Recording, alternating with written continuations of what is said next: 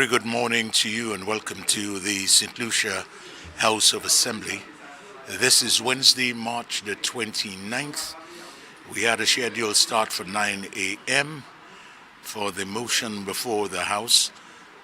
Be it resolved that the Honorable House of Assembly do adopt the report of the Standing Finance Committee on the estimates of expenditure for the financial year 2023-2024 in the sum of $1,856,719,000 as a charge against the Consolidated Fund and other funds of the State of St. Lucia. The estimates were presented yesterday by the Prime Minister, Minister of Finance, Economic Development, the Youth Economy, Justice and National Security, the member for East Castries, the Honorable Philip J. Pierre, who is the Prime Minister and Minister responsible for Finance and the other portfolios I spoke of, Economic Development, the Youth Economy and National Security. We've been awaiting the arrival of the Leader of the Opposition, who was scheduled to respond to the Prime Minister, to be the first one to speak to the estimates of expenditure. We are yet to see him or the member for Choiseul. Also put it quite succinctly, we are yet to see the opposition arrive in the House. It is customary that the Leader of the Opposition would respond to the estimates. I repeat, the estimates of expenditure. The policy statement is another matter, but usually the estimates of expenditure is always responded to by the Leader of the Opposition. I could name, over the years I've been covering this sitting of the House, I recall Julian Hunt doing it, and Neville Snack doing it, and others. Louis George. I mean, the list goes on and on. But we are yet to see the Leader of the Opposition. So the House will soon convene, and I suppose one of the members on the government side will be the first to speak on the estimates of expenditure. I mean, we know, in any of us who know what a debate is like, we know that the opposition side always responds to the proposition. But this does not seem to be the norm for this present opposition leader. Mr. Michael Gaspar.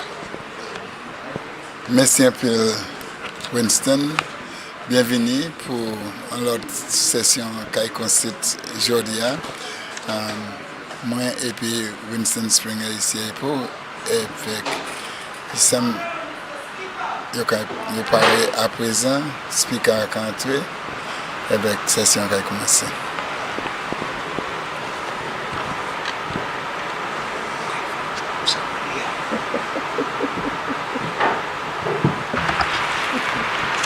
Let us pray.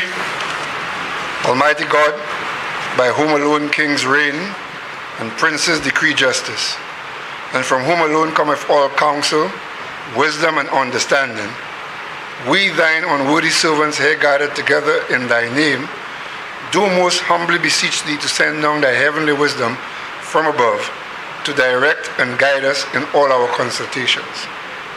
And grant that we have in thy fear always before our eyes, and laying aside all private interests, prejudices, and partial affections, the result of our counsels may be to the glory of thy blessed name, the maintenance of true religion and justice, the safety, honor, and happiness of the King, the public weal, peace and tranquility of St. Lucia, and the uniting and knitting together of the hearts of all persons and estates within the same, in true Christian love and charity, one towards another, through Jesus Christ our Lord. Amen. The grace of our Lord Jesus Christ, and the love of God, and the fellowship of the Holy Ghost be with us all. evermore. Amen.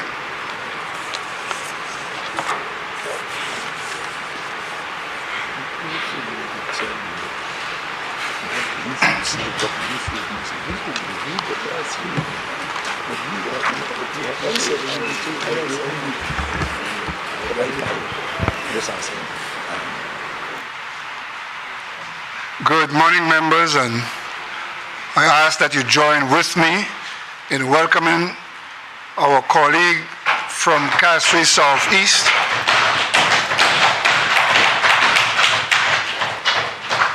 welcome back, Mr. Minister. Members, when we suspended yesterday, the question before this Honorable House was that the Honorable House of Assembly do adopt the report of the Standing Finance Committee on the estimates of expenditure for the financial year 2023-2024 in the sum of $1,856,719,000 as a charge against the Consolidated Fund and other funds of the State of St. Lucia.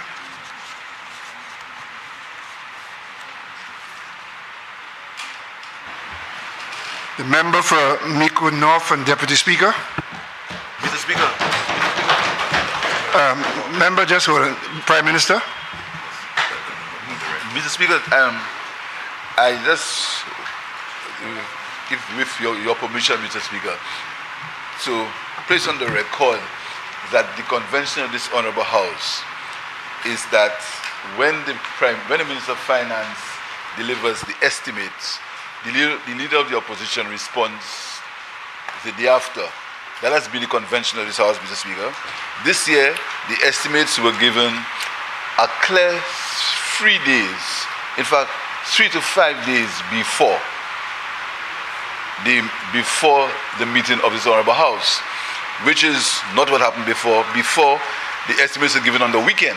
It was given on the weekend on Saturdays, and we got it to be debated on Tuesdays. And the leader of the opposition always responded. I just want to put on the record, Mr. Speaker, that this behavior is something that the Honorable House should note, that the leader of the opposition refuses to perform his role as leader of the opposition. And we believe that what happened yesterday was the estimates, a debate on the estimates. It has never been the convention of this House for the Prime Minister's speech to be circulated, because the speech is based on the estimates and not the policy of the government. When the government's policy is going to be discussed in April, the speech is made available immediately after. It has never been the convention, Mr. Speaker. So to use the excuse that there is no speech available, it's actually the leader of the opposition is failing in his duty to the people of St. Lucia. He is failing his duty to the taxpayers of St. Lucia. And I think it must be noted that these games with the people's finances must stop, Mr. Speaker. I just thought I'd pick it on record, because that's never been the case. We responded immediately after, Mr. Speaker. And I just want honourable members to note that this behavior is unbecoming, it's gamesmanship, it's playing with the people's mandate, Mr. Speaker. And I think that I thought it was necessary to put it on the record. I thank you, Mr. Speaker.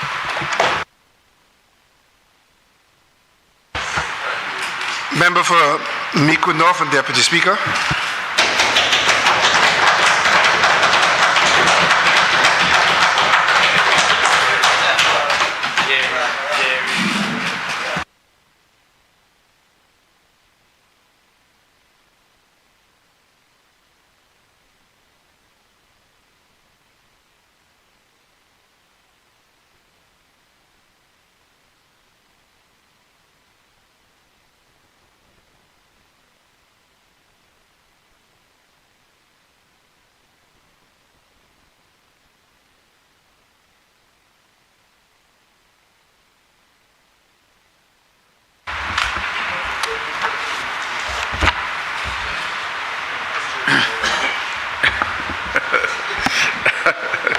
Thank you, Mr. Speaker.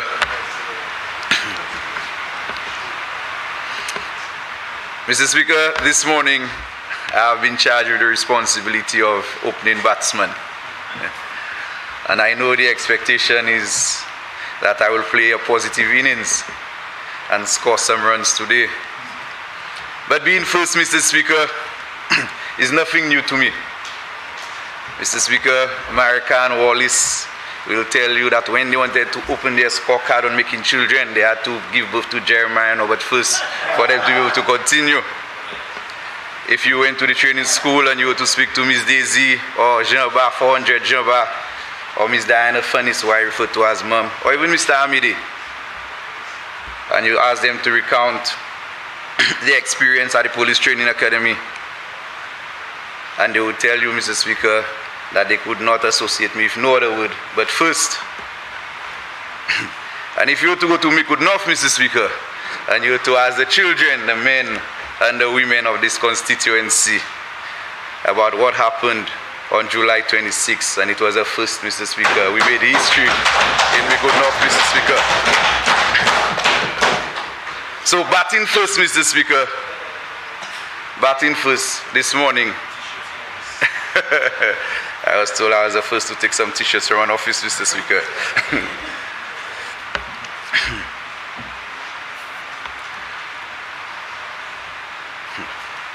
And as I rise, Mr. Speaker, in this August chamber to make my contribution on the estimates of revenue and expenditure 2023-2024, I am reminded that the man behind this, the captain of this team, Mr. Speaker, and the member for Castries is his motto, and the motto for his team, and the motto for this government is putting people first. So I say all that to say, Mr. Speaker, that I am no stranger to being first. So as I gear up to face the first ball, I want to tell the opposition, and the timing is correct, Mr. Speaker. The timing is very correct to see the opposition walk in, that the conditions, they look good for batting today. And I say that on the premise of a primary surplus, which was recorded in the financial year 2022-2023. Don't take it for granted, Mr. Speaker, that the opposition did some serious damage to the pitch which we inherited. In 2019-2020, they were poking holes in the ball, and they realized a primary deficit in excess of 24 million in the financial year 2020-2021. And then it started to rain COVID. But instead of the then captain and the member for Miku South indicating to the groundsman, Mr. Speaker, to cover up the pitch and wait for the pitch to dry up to resume play, no, he and his team continued to play in the rain, and like Peppa Pig, they were making muddy puddles, Mr. Speaker. And they realized a further primary deficit of in excess of $327 million in the financial year 2020-2021. But the crowd would not take it. They could not take it again, and ensured that the umpire raised his index finger one by one, Mr. Speaker, on July 26, and he put them out. Some were caught on the boundary in Soufre. Some were bowled out in Mikud. Some even run out in Grozili. But one had wisdom enough to retire hurt at the right time and not get out, but join the winning side. But that's cricket for you, Mr. Speaker. That's cricket for you. He had a review and he won. Mr. Speaker, I will now delve into this $1.55 billion budget to see how the people of Pralin, the people of Mamiku, Monrepo, Pasias, Loba, Lao, Noki Avenue, St. Mary, La Pointe, Marguerite, Escap, and the Mikud village, and by extension the people of St. Lucia, how can they benefit from this budget, from these estimates of revenue and expenditure that was presented yesterday by the member for Castries? Just because we know that the people of Mikud North, they have been patient for decades. And I say patient for decades as it relates to getting their fair share of the budget, especially the developmental component of the budget. And although we as parliamentarians, we are never really satisfied as it relates to what we get for our constituency, but I trust in the prudential leadership style of the member for Castries East. And I encourage my constituents, Mr. Speaker, to do the same. Now, Mr. Speaker, I'll start off with my role as Deputy Speaker. And one advantage of being Deputy Speaker in its current form and not the Speaker is the fact that I can stand here, Mr. Speaker, and make representation on behalf of the legislature. The Parliament continues to work hard day in and day out to ensure that the business of the Parliament is carried out with the utmost professionalism and to ensure the comfort of the men and women who occupy the chairs in this chamber. And over the past months, Mr. Speaker, we witnessed members walking in and out of the chamber, and some members visibly, yesterday I think I saw a member wearing some jacket under his jacket, Mr. Speaker. And he wore layers of clothing because of the coolness inside of this chamber. And we were not able to regulate the air conditioning units as we stood the risk of not working, of the air conditioners not working at all. And I'm happy today that I have seen an allocation of $261,000 on the capital expenditure on head 12 of page 25 of the estimates. And I know, Mr. Speaker, that this allocation will go a long way in facilitating the purchasing and installation of the air conditioning unit for this chamber and ensuring that the comfort of members in this chamber, Mr. Speaker, is met. Mr. Speaker, I think now is also an opportune time for members of the House Committee to meet and review some of the allocations for running the constituency offices, because members have always requested and expect their request to be fulfilled. And we ask ourselves, Mr. Speaker, is $5,000 a month sufficient to pay staff, to pay rent, to pay utilities, stationery, buy furniture? I know that the Parliament staff, Mr. Speaker, like the member of Castries East, have continued to exhibit great financial management skills, but I don't know for how much longer can they stretch the $5,000 that they're receiving. So I'm hopeful that when 2024-2025 estimates of revenue expenditure is prepared, the $1,020,000 that is being budgeted this year for constituency office support services, we can see an increase to that also. And I also see a slight reduction in the amount allocated for hosting and entertainment under the Parliament's budget. And I take that to mean that we may not be having as many sittings this year, Mr. Speaker, or we may be resorting to eating a lot of ital bouillon. Since we're moving, nobody wants to eat the good food, so I see they remove a little bit from our hosting and entertainment allowance. Mr. Speaker, I now want to move on to, I have a personal interest in the safety and security of the St. Lucian citizenry. And I did so 13 years ago, and I do so even more now, Mr. Speaker, especially given the escalation in criminal activity over the past years, and more so the past couple of weeks. Mr. Speaker, whilst I noticed that there is an allocation of about $382,000 for the regulation of salaries of police constables and about $150,000 for the regularization of salaries of fire officers on the head 46, page 147, I could not help but flag the fact that I saw zero on the capital expenditure for fire service. Now, in times past, Mr. Speaker, I noticed that there was usually a $200,000 allocation on the capital expenditure for the fire service, and I don't know if there is any specific reason for that removal.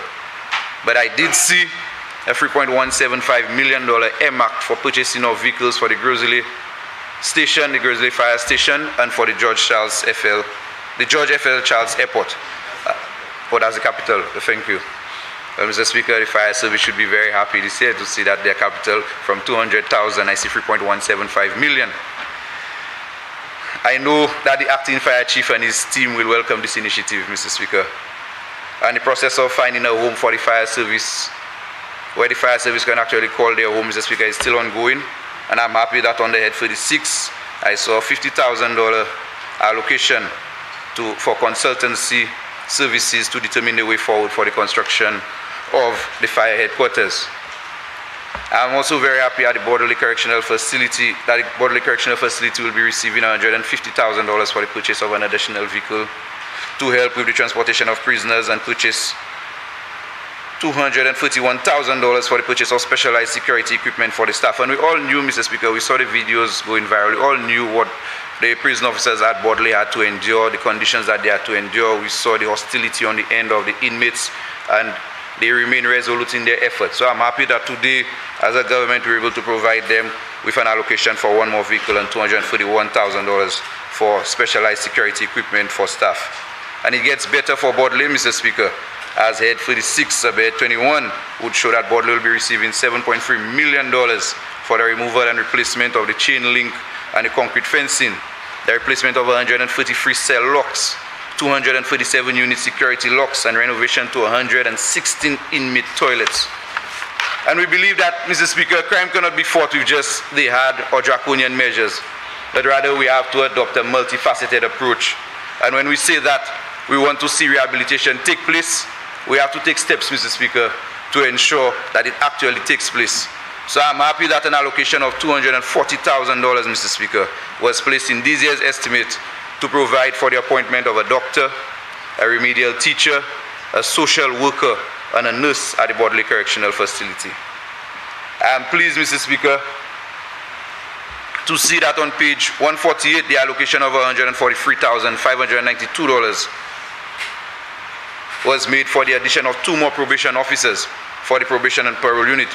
And Mr. Speaker, we know that probation officers play a key role in the fight against crime by providing social inquiry reports to the parole board to help guide their decision-making process, and making an allocation to improve the current numbers by 2, I know will certainly go a long way, Mr. Speaker, on easing the burden of the current crop of probation officers. Mr. Speaker, I could not help but recognize the additional $710,000 in the budget under Head 36 for the addition of 15 more police constables to the major crime unit. And Mr. Speaker, the major crime unit, those of us here who know about policing would know that the major crime unit has a responsibility for dealing with the investigations of homicides and serious crimes. And from my own experience of being a police officer, I know that one of the issues plaguing this department, Mr. Speaker, is the lack of manpower. So to see this addition in the budget is really heartwarming, and it is the hope of this government that as we increase human resource, Mr. Speaker, as we increase the human resource capacity of the departments like the major crime unit, officers will now have an opportunity to give more attention to their matters, and hopefully we can see an improvement in the detection rate of homicides in St. Lucia. The major crime unit does not only receive a boost in human resource, but they also receive $165,000 for the purchase of equipment and software. And Mr. Speaker, the drug unit, which is very dear to my heart, I think this is a place that I served the longest as a police officer.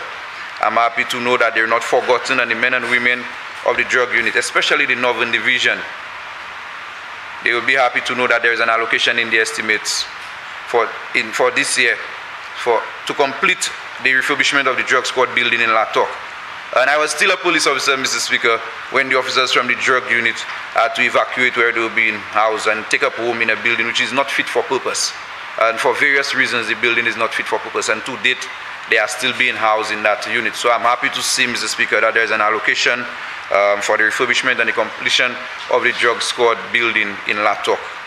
So, Mr. Speaker, a lot of emphasis will be placed this year on various agencies with responsibility to combat crime, and the Prime Minister made it very clear that this year is the year to fight crime, national security, and health.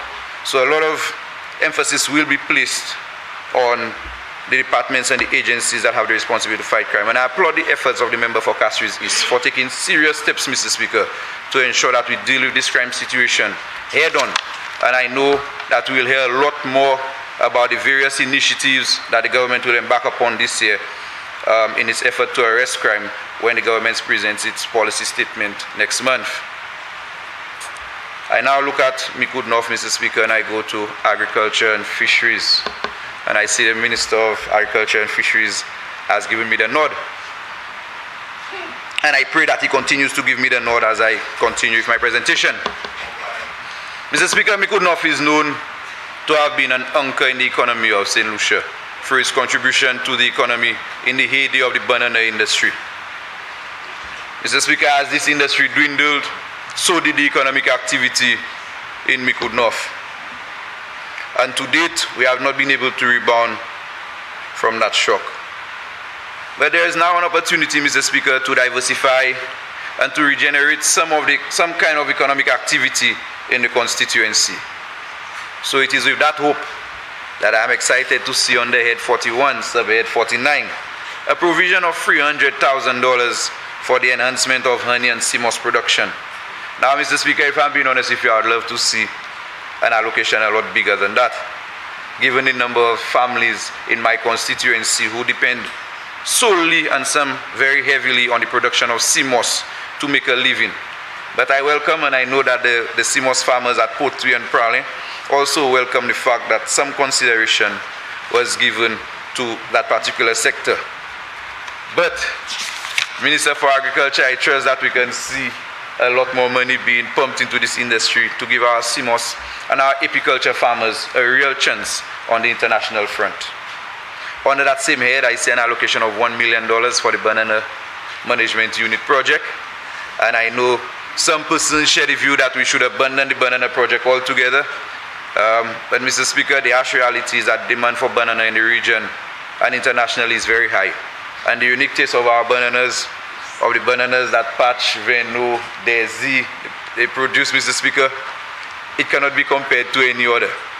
So I'm hoping that the banana farmers in my region can benefit from this project and we can see increase in productivity as it relates to the banana industry. So I'm calling on the Minister with responsibility for agriculture and fisheries, Mr. Speaker, to ensure that when the disbursements are made, that the farmers in Portui, the farmers in Wayon, those in Piton, those in Maho, they too can be beneficiaries of the Banana Improvement Project, Mr. Speaker.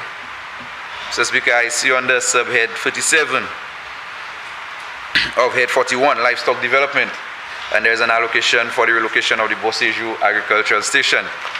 And the funds were approved, Mr. Speaker, to facilitate infrastructural work at the Volet Agricultural Farm Station.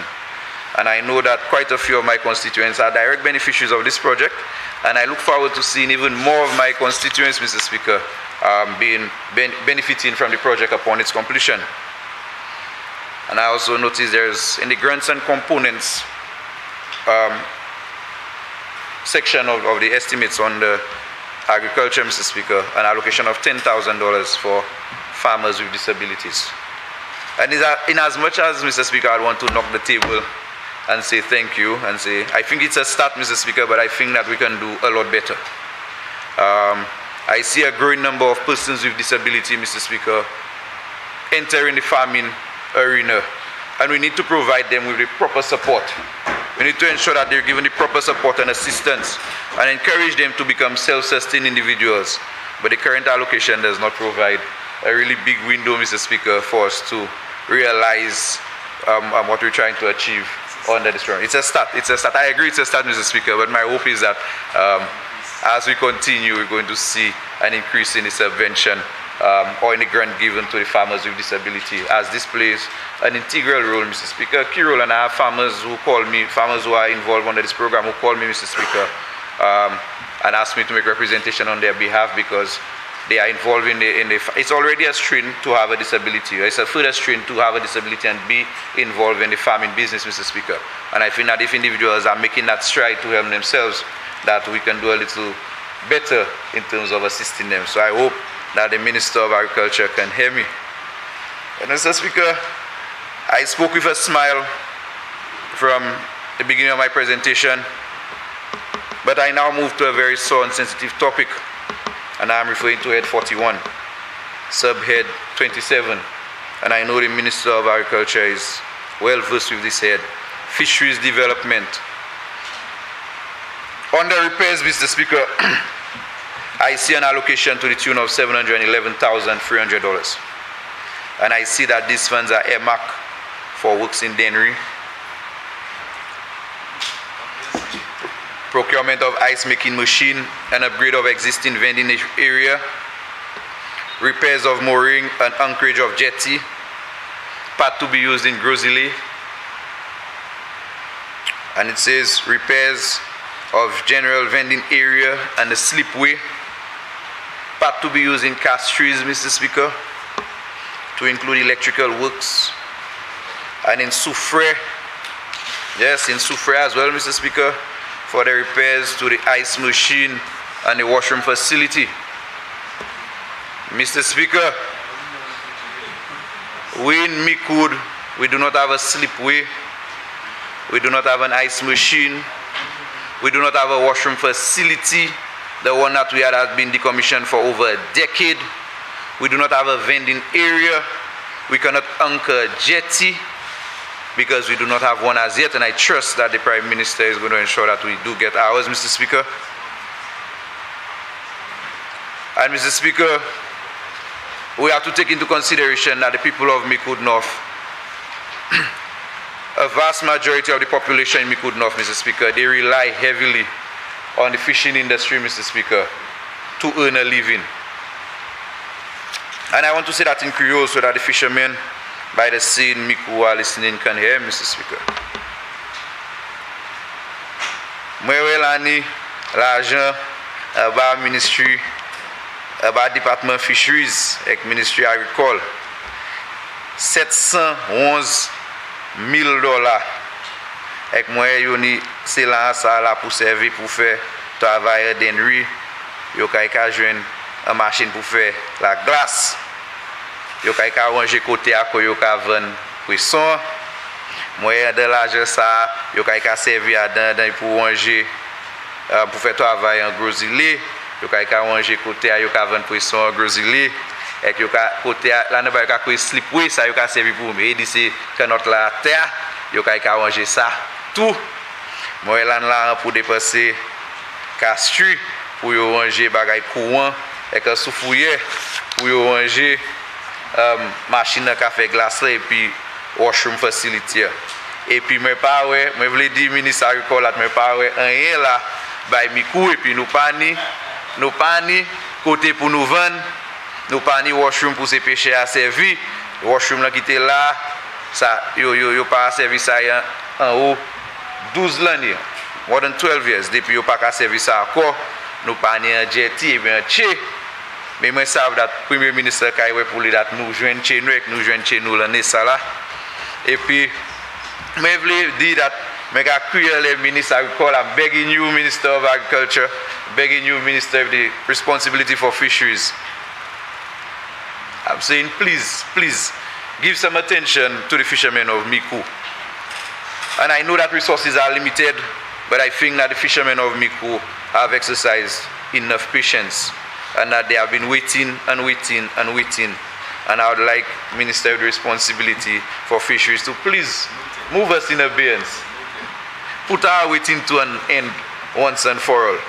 So we can dire ministre pour ten hele nous a souffert assez Micoud pour la petite pani côté pour nous savant poisson nous pancher et me vle do pour pas faire nous hele et pour pas nous vle ten nous les nous ka hele et nous ça fait cuit qu'il faut assez from les nous fait cuit bola même Micoud that nous ka ten denry nous ka make sure ten cuit bo daito a denry. Mr. Speaker, I also noticed that there's an allocation of $10 million under Head 42, under Ministry of Commerce, Subhead 31, Enterprise Development. And this $10 million is a loan grant facility for micro, small, and medium-sized enterprises. And I see the member for Sufre smiling, Mr. Speaker. And I think her smile means that she cannot wait for the people of Micoud North to benefit from this loan grant facility. And I want to encourage my small business owners in Micoud North, Mr. Speaker, and entrepreneurs alike to make optimum use of this facility. And as we strive to make micro, small, and medium-sized businesses in Micoud North more viable. I don't see the Minister for Infrastructure, Mr. Speaker, but I know that he's somewhere listening, and I notice that he has a huge envelope under Head 43. But I don't see much of that envelope assigned to Micoud North, Mr. Speaker. But I'm pleased though that under subhead 336, the Disaster Vulnerable Resilience and Recovery, I see an allocation of $200,000 for works on the Tumasi Bridge and $180,000 for the Pralem Main Bridge, Mr. Speaker. And as you know, these are the two bridges that demarcates our constituency. So these are the two bridges that makes Micoud North, the two bridges that makes Micoud North, Micoud North. And I'm happy that some attention will be given to these bridges because I think during the independence relay, Mr. Speaker, the independence baton relay, I stood very close to the Tumase Bridge. I actually went onto the Tumase Bridge, and you can feel, I know that it's built in a way that it moves with the vehicles, and Mr. Speaker, I don't know, the movement there is becoming a little frightening. So I'm happy to know that some attention will be given to the Tumase Bridge and also to the Prale Bridge. But I must say, Mr. Speaker, that there is an urgent need to address the road situation in La Pointe, in St. Marie, and the Wing Road from the Volet Junction to Antos in Micoud. And I'm hoping, yes, I said it, the St. Marie Road. St. Marie Road it needs urgent attention. And I said urgent how many times? I want Hansard to record me saying urgent on numerous occasions, because the St. Marie Road is in a deplorable condition, Mr. Speaker. And I'm fearful that very soon from now, maybe this year before we actually get to the rainy season, that this road might be impassable. So I'm calling on the Minister with responsibility for infrastructure, Mr. Speaker, to find it somewhere, find a little bit of breathing space to address at least one or two of these roads for us during this financial year, Mr. Speaker.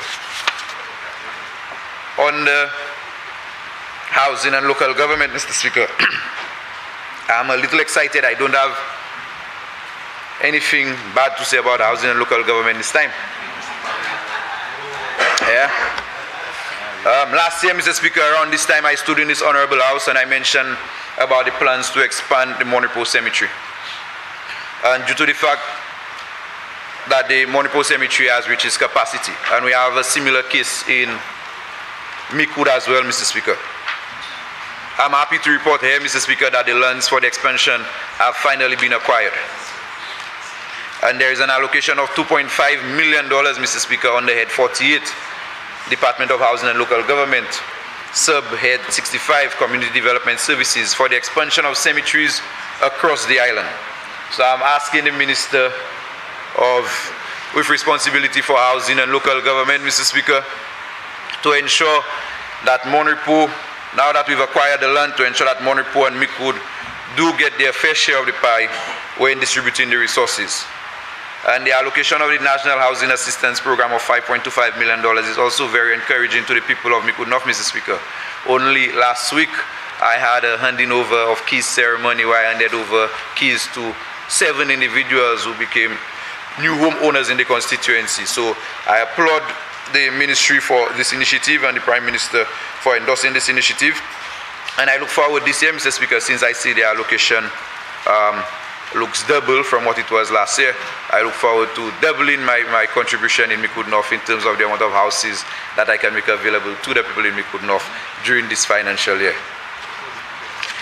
Mr. Speaker, on the Head 56, Department of Economic Development and Youth Economy, Sub-Head 41, National Infrastructure Development, number 79, Constituency Development Project, I see an allocation of $21.726 million.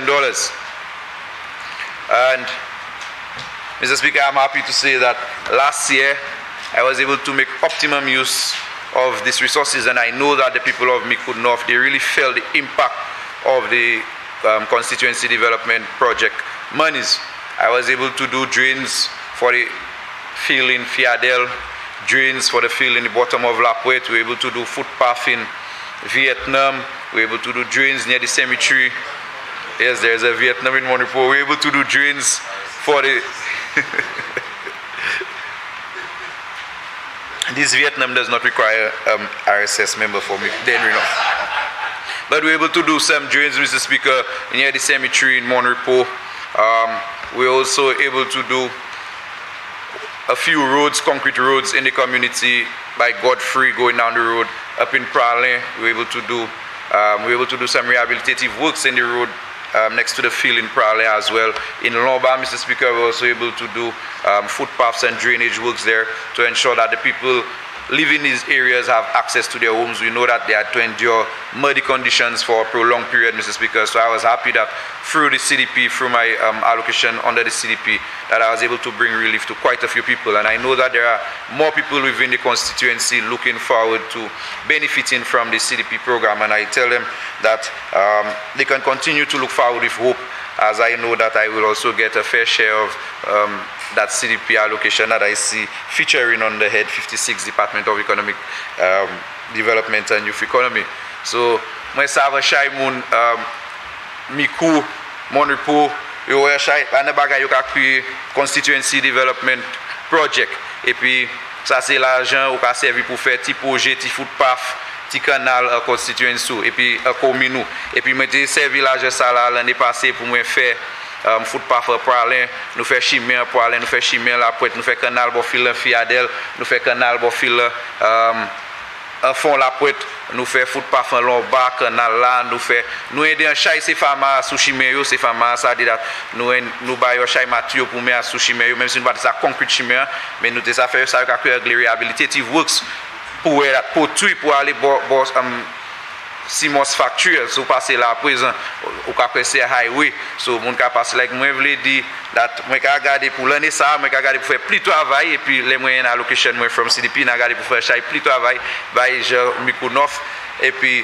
moi ça vla na de moun qui dit yo te brisé 10 yo te brisé date nous pas ça fait toute bagarre de l'année mais l'année ça nous pour prioritize qui ça nous ka fait nous pour ça qui brisé moun qui brisé plus obligé ni pour jouer avant so moi voulais dire c'est ni avec patience mais l'année ça nous va continuer puis projet ça et puis moi ouais ça ka feature de budget là that nous va continuer ka une allocation en bas Ministry Economic Development nous va continuer une allocation nous va continuer servir allocation ça pour nous ça fait travail de la community nous Mr. Speaker I have to also speak of the under the Ministry of Tourism community tourism Mr. Speaker. And I see the member for Castries South raising his head.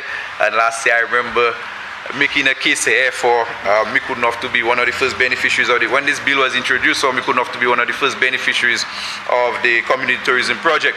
And Mr. Speaker, I'm happy to say that Mikounov are doing their part in terms of taking the steps to ensure that we become beneficiaries of this project. And what I envisage for Miku and for Pralin, Mr. Speaker, is a seamless experience similar to what exists right now at Soufre with the Hotel Chocolat and the chocolate experience. So the idea is that tourists would now be able to stop in Pralin, Mr. Speaker, and would be able to go onto a kayak or boat, take a tour, see the CMOS farm, see how CMOS is being produced, Mr. Speaker, go to a drying plant, and then go to a store area or vending area where you would be able to buy your CMOS gel, your CMOS caps, your CMOS shirts, CMOS powders, CMOS soaps, and everything made of CMOS. So we've already, I know that we've already submitted to the Ministry of Tourism, and we're looking forward to seeing that our submission, we're hoping that is going to be accepted and funded, and hopefully very soon that we can actually see the CMOS experience not be mentioned as a CMOS experience just in this house, but when you pass down the bay that you can actually see a tangible CMOS experience that you can go to and enjoy what Pralin has to offer. And I have to say, Mr. Speaker, I want the record to say that the best CMOS in St. Lucia comes from Mikud North. And the member for Vieux-Fort North may want to say otherwise, but the best CMOS in St. Lucia, and I think the last time I was on Anukoze, Michael Gasper agreed that the best CMOS comes from Mikud North. So I'm looking forward to being a beneficiary of the community tourism initiative and seeing what we're going to get under the Ministry of Tourism. Youth and sports, Mr. Speaker, we know what Mikud North has done in terms of youth and sports. We produce some of the best cricketers in St. Lucia, Mr. Speaker. We speak of the Walters, we speak of Gary Maffrin, we speak of Sean Neal, Edward, Mr. Speaker, an upcoming talent. And we continue to produce, Mr. Speaker. Those of you remember the Dream 11, remember Monripo made the Dream 11 look like there was no competitors there for us, Mr. Speaker. And it is on that premise, Mr. Speaker, that I have approached the Minister with responsibility for youth and sports, and I look forward to the Wen playing field, Mr. Speaker. The Wen playing field is one of the biggest fields. Most people who play cricket in St. Lucia, everyone who played cricket in St. Lucia, anyone who played cricket at a certain level had to go to the Wen facility. If you've not been to the Wen facility, then you've just been playing backyard cricket, Mr. Speaker. So it is on that premise that I've gone to the Minister with responsibility for youth and sports, Mr. Speaker, and I know that he made the pronouncements elsewhere, but I'm happy to say that we're looking forward in Mikud North to seeing a pavilion being placed at the Wen playing field, to see proper lighting being placed at the Wen playing field, proper concessionary areas, sitting areas, vending areas. So the people of Mikunov would like to see people come to Wen playing facility and enjoy cricket for what it is. I think for too long the people that have been there have had to endure. When it rains, we have to run. Even the washroom facility, we've not had one for a long time, and even the one that we have because of the distance that it is. So I'm looking forward to this piece of investment. Yes, we had makeshift stands, Mr. Speaker.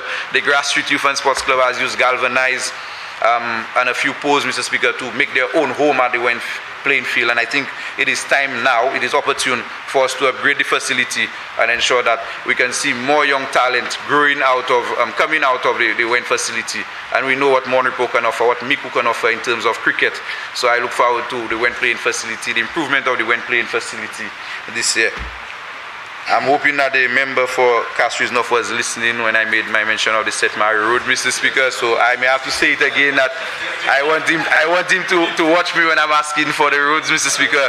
The La Pointe Road, the St. Mary Road, the Vollet Road, the Vollet Wing Road that goes back to Anto, Mr. Speaker. These roads have been in deplorable condition, and I'm hoping, I don't see them reflecting anywhere in this year's budget, Mr. Speaker, but I'm hoping that the member for Castries North and Minister for Infrastructure find some breathing space somewhere within that big envelope, Mr. Speaker. It can be in the peel of the envelope. Just find a little space for Miku, to include Miku, and to be able to give us at least we will not ask for all free, but if you're going to give us 66% is a pass, member. So if you give us the 2, we'll accept it. So we're asking for at least 2 of these roads to be repaired this year, in this financial year. And I'm happy that the member has agreed to go and visit my roads later. This is very encouraging for me, Mr. Speaker. And I know that when he sees it for himself, that there's no way that he's not going to break and he's not going to assist us with at least 2 of the roads, especially the St. Mary Road. Especially the St. Mary Road, Mr. Speaker. I will not repeat what I heard the member for Chozel said, Mr. Speaker. For I may be cautioned if I decide to go down that route. But Mr. Speaker, in closing, I want to give my full support to the estimates on revenue and expenditure. And I want to say that I know the batsmen coming after me. They're in for long innings. And the opposition, I know, Mr. Speaker, might bowl a Pipindu here and there. But we're guaranteed that these Pipindus that they're going to go, and if they realize that the Pipindu taking too much licks, Mr. Speaker, they may resort to chucking the ball.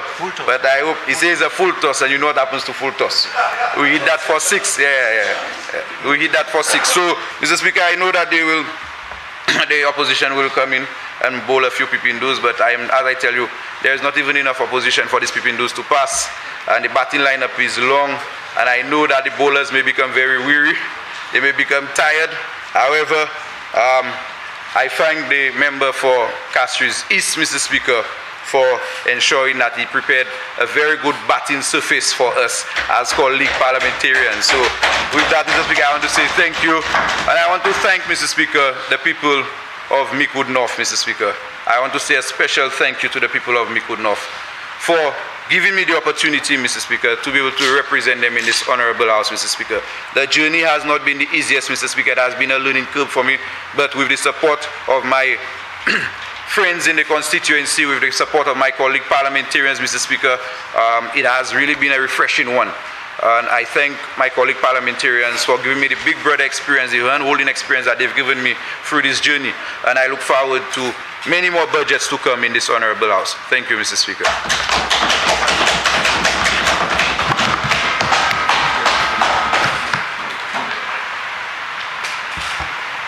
The member for Castries South East.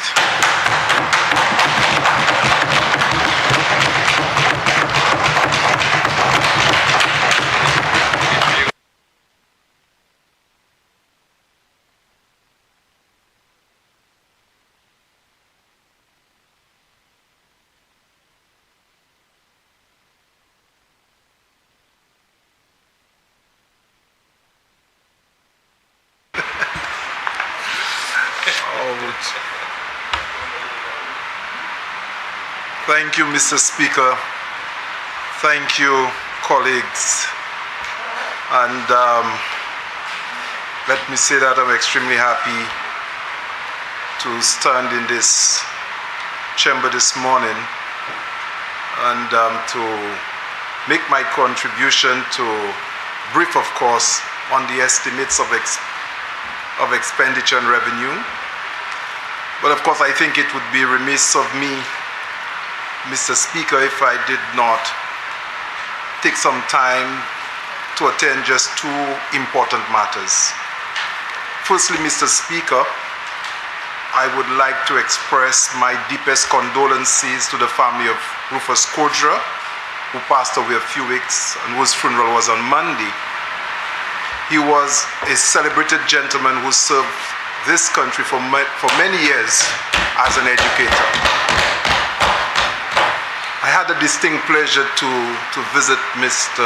Kodra a few months ago, where he shared with me his thoughts on many developmental subjects. I was also happy and can report how passionately and proudly he spoke of his children. And I'm not surprised of the achievement and how well they too are serving in St. Lucia and the people in the education sector as well. Mr. Speaker, allow me to express gratitude to the many persons who reached out to me and my family during my recent ailment.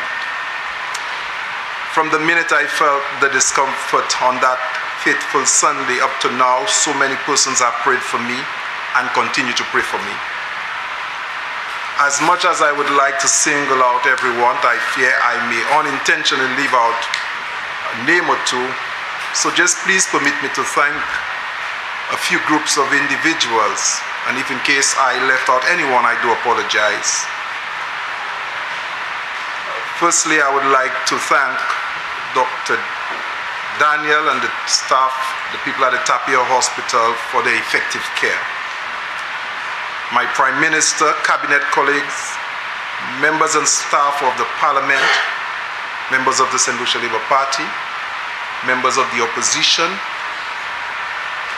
the many members of the Castries South East constituency, the staff of the Ministry of Equity and its supporting agencies, my family, my in-laws, friends, well-wishers, and supporters throughout the length and breadth of St. Lucia and in the diaspora. The medical team in Laminade Hospital in Martinique and Professor Dabo. I also would like to thank the special lady aide of Miss Alison Joseph, our Consul General in Martinique, for support. And in a special way, whereas I've spoken to my family, I would like to single out my sister and her husband in Martinique, my cousins, and all my friends who reside in Martinique for coming by and supporting. In a special way, the Petitance SDA Church, my mother's home church in Martinique, as well as some of the churches in Martinique who came by, provide support and prayed with me. The Therefore SDA Church and all of the churches in Castries Southeast in particular prayed with me and made representation one way or the other. Mr. Speaker, upon assuming responsibility as minister, I did not hesitate but to convene meeting with the Christian Council and all of the established religions on this island. And I'm happy to report that all of the leaders of these various organizations, our faith-based organizations, reached out and said and gave me their prayers and they provided support. I wish to thank them. My dear wife, Marcy, and my loving daughters for their unwavering love and support. You know, words are not sufficient to speak to the support that I got from them. And finally, to God, the giver of life, all praises belong to Him. And I want to assure the people of Castries Southeast that I will continue to serve them with what is left of my heart. For as long as God determines, I will serve the people of Castries Southeast. Sometimes, Mr. Speaker, just to reflect And just before the occurrence of what transpired on that Sunday, I recall speaking to my wife, and I said to her that if I am terminally ill while I am serving in this parliament, it will not be a secret, and I do not want it to be anything that is of fear. I told her I would face the people and tell them exactly what is going on.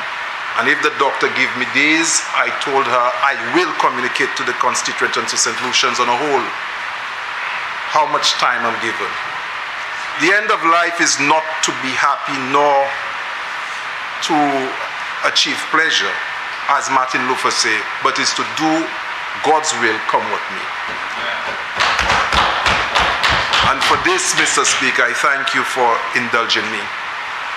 On the motion before this House, Mr.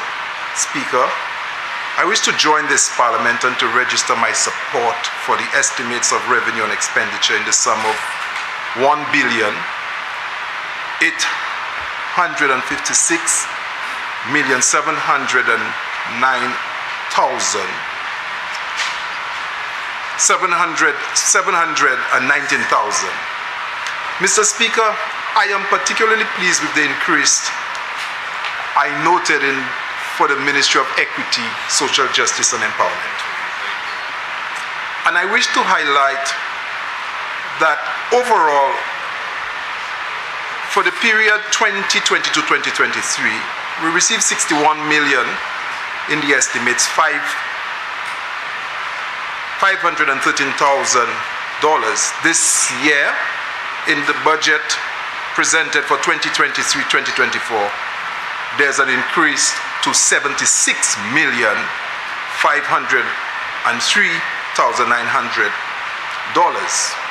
The areas that I need to, that is of importance to me and that requires focus is one area, and I will speak in details when it gets to the policy debate, is a graduation and an allocation for graduation for persons on public assistance. Mr. Speaker, this is very important for the government and for the people of St. Lucia and for taxpayers. It's important to note, Mr. Speaker, that while we have allocated annually, we continue to allocate $20 million to support people on public assistance. We do have on a waiting list 1,500 persons. That was as of last year. But it's not worrying for me, but it's important to note that this number has increased to 2,300 persons on a waiting list. The allocation for graduation or to allow persons to exit public assistance through training, through investment, would assist significantly in allowing persons who need to be on public assistance get on while we continue to move persons who are able to do otherwise. So I support the amount given, and it's new, it has not been done in the past, and I'm happy that this Prime Minister is thinking of our vulnerable population by making this allocation. The second area of support under the Ministry of Equity, though it was a small amount, it is for persons with disabilities. I listened to my colleague member who spoke about farmers, persons with disability trying to enter the agricultural business. But importantly, Mr. Speaker, we have not provided thorough analysis of disability or persons living with disabilities on this island. And I believe that this financial year, we will embark to do a thorough study to provide support to the organization or to work with them so that we can have a database and understand disability in the manner in which it needs to be understood. I am extremely happy that this year, while I was on the hospital bed in Martinique, I noticed that we received a container of wheelchairs from our Taiwanese, and I was extremely blessed, and I celebrated this. a container of wheelchairs. Also, while returning here on Sunday, a friend provided me with 2 motorized wheelchairs which will be delivered. I took down to St. Lucia and will be delivered to the Donata School because there are some children who cannot be in the regular wheelchairs. I wasn't working. Yeah, but I'm happy that they would be receiving these 2 important wheelchairs. And of course, I was able to get some medication, which I will hand over to the Minister of Health to provide some support to the senior people with disability. Again, gifts. So I welcome gifts that helps to augment the resources that we are receiving in the budget so that we could impact our vulnerable population. Another area that receives support, and I was extremely happy in this estimate, is the establishment of a juvenile center. Mr. Speaker, everybody is aware of what is happening at the Boys Training Center, and for the government, for the Prime Minister to have allocated resources so that we could commence the designing so that by next year we could realize the implementation of a juvenile detention center for caring and protection of our young people, I think is timely, and I welcome this tremendously. Another area of investment that was not supported before, community development, receiving $750,000 for after-school program. That has not happened in the past. It was not funded. And I'm happy in the context of what we are faced with that our Prime Minister can find resources so that we can now embark on having after-school program in our various communities so that our children are engaged. Mr. Speaker, the estimate reflects a philosophy of our Prime Minister who understands that we are not there to respond to crime and violence or to consider that communities are important only when things bad happen. But the Prime Minister understands that when our communities are peaceful, we need to go in, cultivate, encourage, and consolidate the good things in our community that we do not allow it to become places infested with crime and these ills. So this investment made in the estimates under the Ministry of Equity, I think is very profound, it's deep, it's timely, and will only contribute significantly to the well-being of our vulnerable population. Mr. Speaker, let me briefly speak of the Castries Southeast constituency and how the estimates will impact them. Mr. Speaker, I'm of the opinion that any constituency can best be served if they are organized, and this applies even more in large constituencies. The absence of functioning development committees and unselfish community leaders is necessary for effective representation in a people-focused development. Mr. Speaker, it happened that I was given oversight of the Ministry of Community Development. And of course, Mr. Speaker, I recognize that volunteerism is not as popular as it used to be before. This makes community development work difficult, and it makes management of a constituency even more difficult. I am not, and I've said it before, I'm not there to compete with those who have served before me, but to try to make a contribution to the development of the people that I represent. And this means, to some extent, the completion of projects that are in the best interest of the people. Mr. Speaker, the context of how this budget will serve the constituency, one must understand what is the situation of Castries Southeast currently. I need to report, Mr. Speaker, that following the works of the former MP, there are a number of incomplete infrastructural projects in Castries Southeast. In fact, I ask whether it's a blessing or a curse, but in the last year of elections, roadwork started in Mark Capitol Hill, you had Lower Belle, Forestier, Sandy Fe, and a lot of those projects were left unfinished. And by nature has created a demand to have them completed. While there are other needs that needs to be addressed, and it is difficult. The Otsa HRDC, I'm happy that it is completed now. The Bexo HRDC is still ongoing under the DVRP project. And of course, you would still have a situation of viewing a series of containers on the banks of the river in Bexo, which I have difficulty in completing or doing anything about it. I'm hoping that we could find some way to resolve that problem of what the intention of all those containers meant previously. Additionally, I need to inform the Minister of Housing that the Proud project, which started previously, have left some areas in Bexo incomplete. Some people are unhappy.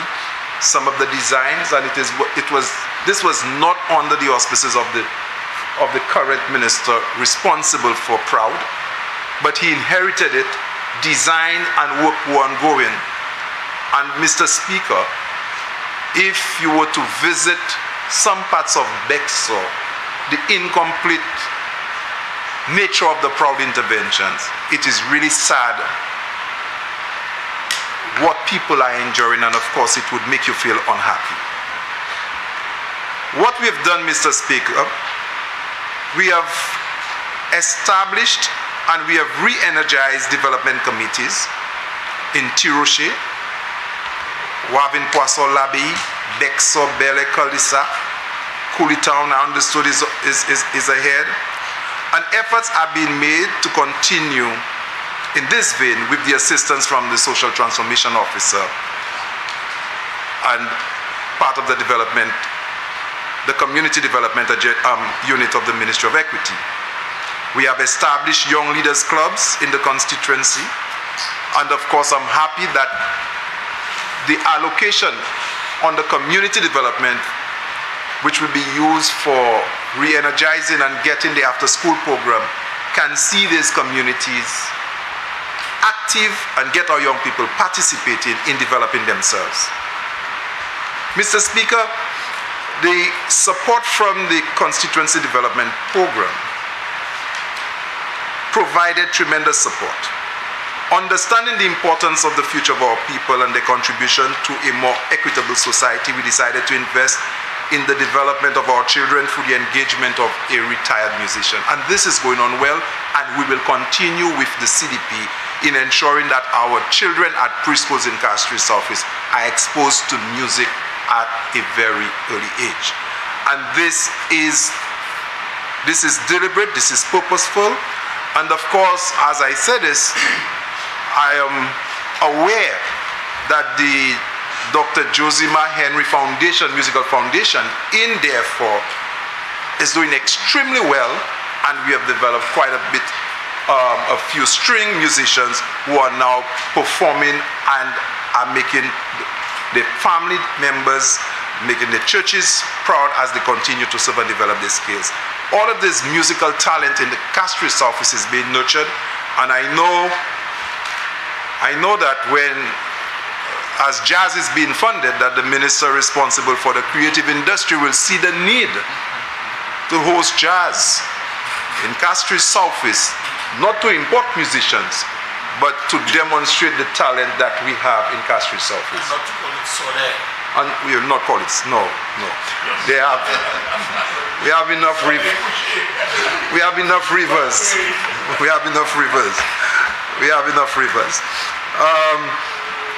Another area that we'll continue to support under the Constituency Development Program is the transportation of our people. And of course, through the benevolence of the Embassy of the Republic of Taiwan, of course, we know we have a 40-seater coaster. Thanks to the Minister of Local Government for handing over the keys to me. But Mr. Speaker, this coaster, whereas We Smile has provided a service for the people of Castries Southeast in a way that is unprecedented. Mr. Speaker, the driver of this bus happily accepted the job, and I'm happy that he asked for it. But since he has taken that role to be the bus driver, I do not think that he has had one day out of work, because this bus is on, working through the community, taking children across the constituency on every day of the week, including Saturday and Sunday. And without a route ban. Without a route ban. And it's the idea recognizing transportation is a public good. And I challenge other parliamentarians, especially constituencies like Shrosel and the other larger constituencies where you need to move your people around, where children need to attend to activities within the constituency. You know, that coaster has made the people happy. They're using it. It is not color-coded. It is not in red. It will never be an SLP coaster. It is Castries Southeast coaster under local government. And I'm really happy that this decision was taken and the transportation services will continue. Mr. Speaker, Castries Southeast being the second largest constituency, there's a demand for employment. And a lot of our people are unemployed. While we were able to provide employment for some of our people immediately after elections, they are employed through the HOPE program. They are employed on providing support at some statutory organizations. Some have found work elsewhere as the economy starts to pick up in the tourism. I have registered, based on my own count, that we in Castries Southeast have been able to see pretty close to more than 70 persons finding employment after elections. But the demands and the needs for employment of our people is significant. And that is why I am happy that provision made under the CSME, the program under the Ministry of Commerce, where small business, the idea of having persons to be entrepreneurs, young people, the youth economy, that being financed is significant. But of course, the strategy to access and to ensure that certain persons, you know, have access and benefit from these initiatives need to be very strategic. And that is why, in discussion with the Minister for Commerce, I am not just asking for persons from Castries Southeast to go to the Department of Commerce or to go to the youth economy, but I'm using part of my constituency development program to invest in somebody who has the ability to train those persons beyond what the Ministry of Commerce is doing into small business, developing the business plan, and have a relationship with the ministry that they can receive approval of the business plan in a very critical way, and that we do not put them through a bureaucratic process that they give up in actually accessing these things. Because when you have bureaucracy in place, our people are hustlers. They need to make some money for the day to care for the kids. It's difficult for them to go and sit on a line waiting. And therefore, the idea of getting them or creating this change, we fail because of the bureaucracy and the fact that our people need to continue to provide it for themselves.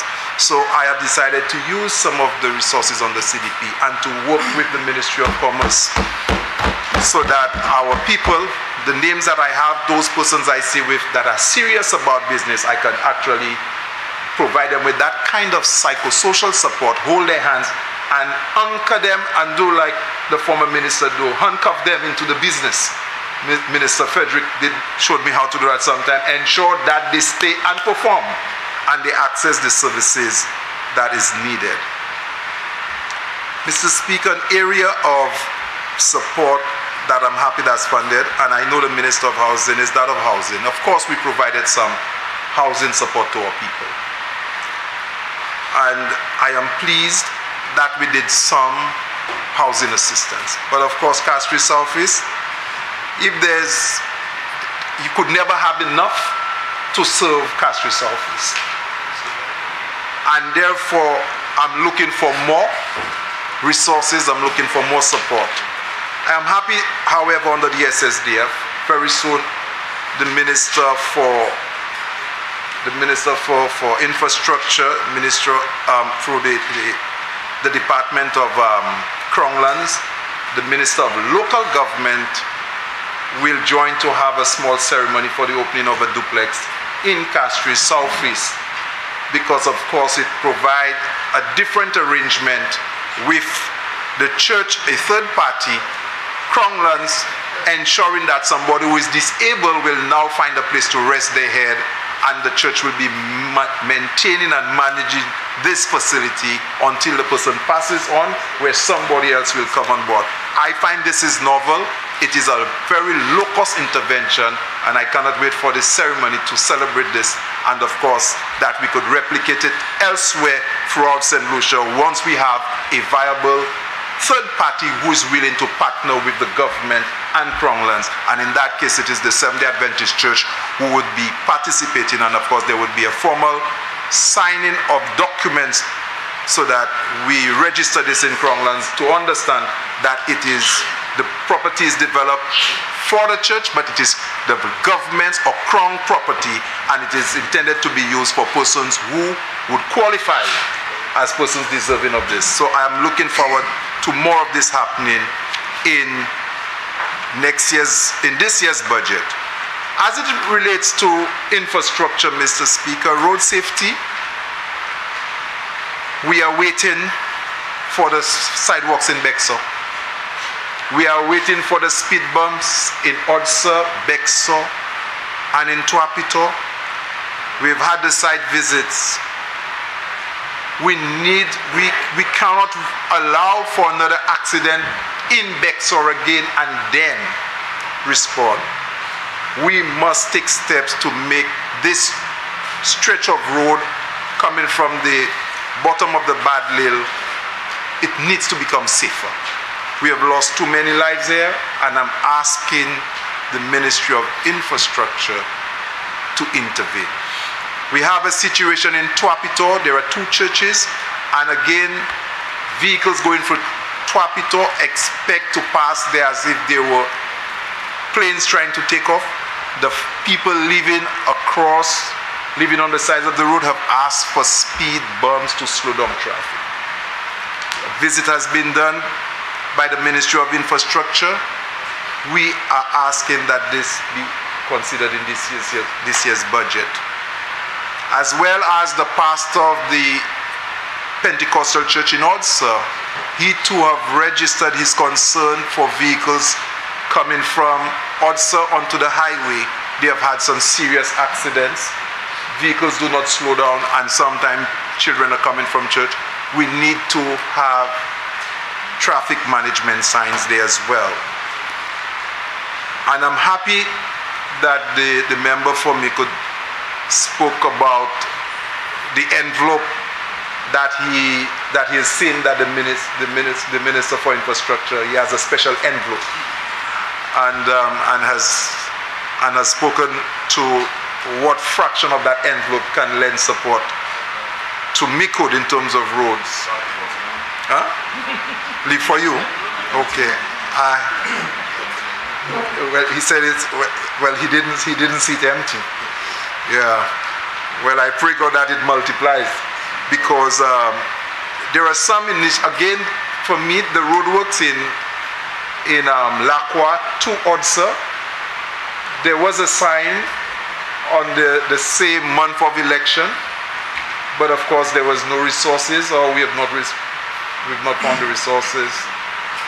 I would like to see this road since it was started by the previous MP. I would like to see that it completed. I think it's important that we complete projects that are started. We need to finish it. No.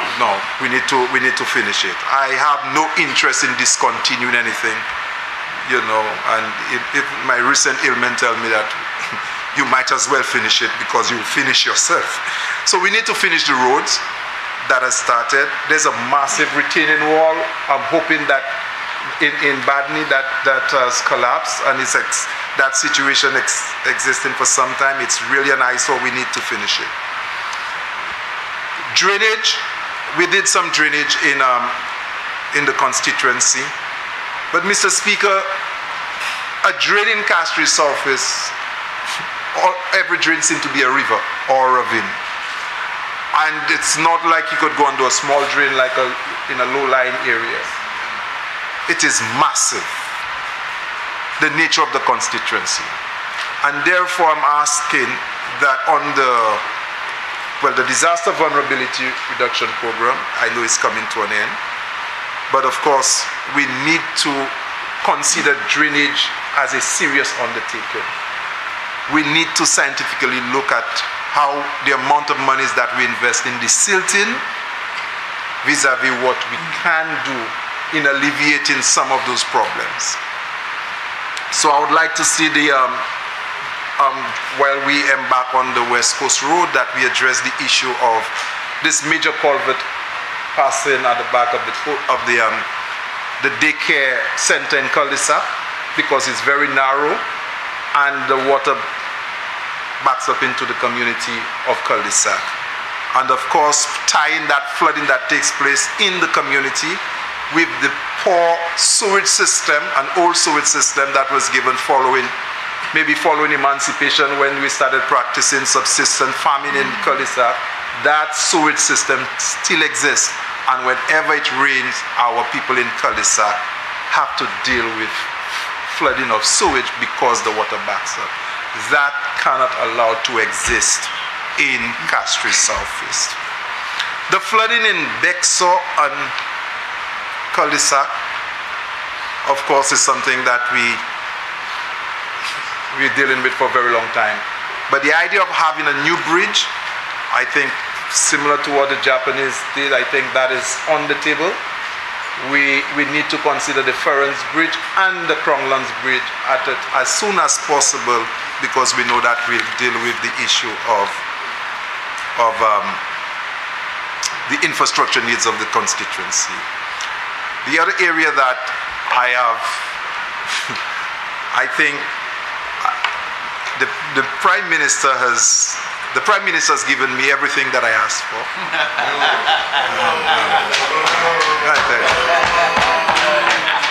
He's given me everything that I've asked for. The Prime Minister gives. Because the Prime Minister, the Prime Minister knows one thing in Christian values. It's better to give than to receive. And I need to continue the Prime Minister and encourage him to continue giving, because it's the right thing to do. Not all. But the issue of community centers for me is so important. And when I speak of community centers, I'm not talking about HRDCs. I personally believe that HRDCs are too lavish. They're too costly to maintain. I need places in the constituency where people can just sit and have a meeting. I do not like to sit in Mark and have a meeting by a rum shop, for example, or to congregate in a rum shop, or a place where it's not conducive for a mother to come and sit with a child. So I'm not asking for HRDCs. I'm asking for basic halls, centers where persons can have a conversation. And there's a demand for it. And the one that was developed by GIS Industries and was handed over by GIS Industries in cul-de-sac, we need to spend $800,000 and retrofit it and give the people a proper place, because that's where the after-school program is being held. That's where they're raising funds for many years. We've cleared the site in Mac. We need a small building that will not take $300,000, $400,000 for us to have our meeting. We need to do this. And of course, anywhere else they can wait down the road. So yes, community centers are important because community centers makes it possible to organize people, engage people so that you could lead development that is people focused. Recreational facilities also are very important for Castries Southeast. The Minister of Sports is not here, but apart from the Bexo playing field and a small ground in Bel Air, the second largest constituency on the island has no other playing facilities. Think of it. The second largest population of constituency, there's only the Bexo playing field and a Bel Air ground. And everywhere else, Forestier, no, that's Safa Louis grounds, well fenced. That's Safa Louis, that's not. So there's only Bexo playing field, and when it floods, Bexo playing field is no longer available. There's no other playing field. I've used under the CDP program to light up a small ground in Kalisa, a community ground, where you have people playing sports. And Mr. Speaker, just imagine, there's a small ground almost half the size of a court in Badney. And on afternoon, you would find 100 young men playing small goals. You know, what they call side out. And when it's humbling to see so many young men recreating on a small area like this, a private land owner called me from St. Croix and said, hey, I know what's happening on my land, that's okay. But there's no place for young people to recreate in Castries Southeast. And it is one of the concerns that I have, and it's a matter that I'll continue to lament. Assets per constituency, where the population is, what is needed, and I think that needs to be given consideration. So I'm expecting in this financial year that we could find a court for Coolitown, a multipurpose court, because the children crossing that highway to go across into the member for Castries South Court playing field, the older ones can do it, but it is dangerous to see children crossing that highway in Roseau to go across to Marigo to recreate. There's no place in Coolitown for recreation. There's no place in Bad. There's none in Mac producing cricketers. There's none in Fort Club. There's none in Kubaril. There's none in Peru.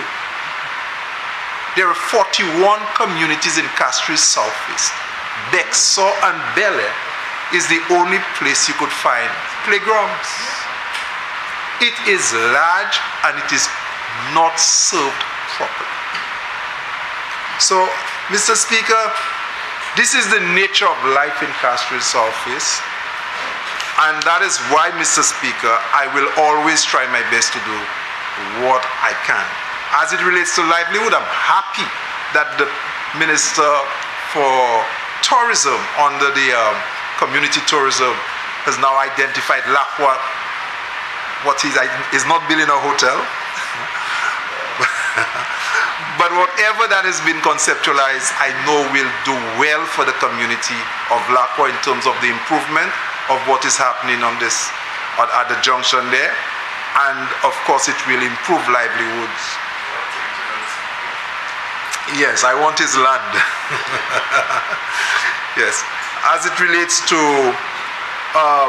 other forms of livelihood, Mr. Speaker, the National Abattoir was destroyed or was abandoned? Was abandoned. Castries Southeast probably have more butchers than Vieux-Fort. Is that the case? I do not know. But there are many butchers in Castries Southeast. Mac in particular, and if you travel through Bexo, and the practice for slaughter is not healthy, and in 2023, I think is really backward. Also, we need to find place to ensure that these people do not only sell their meats in the central market as to how they operate, but we need to create market space for subsistence farming in Castries Southeast. The only land I see available for a market in Castries Southeast, which I hope to pursue, is in Castries South. When you have a lot of flooding taking place in Castries Southeast, like some mighty countries do, what you do, you go and conquer land elsewhere.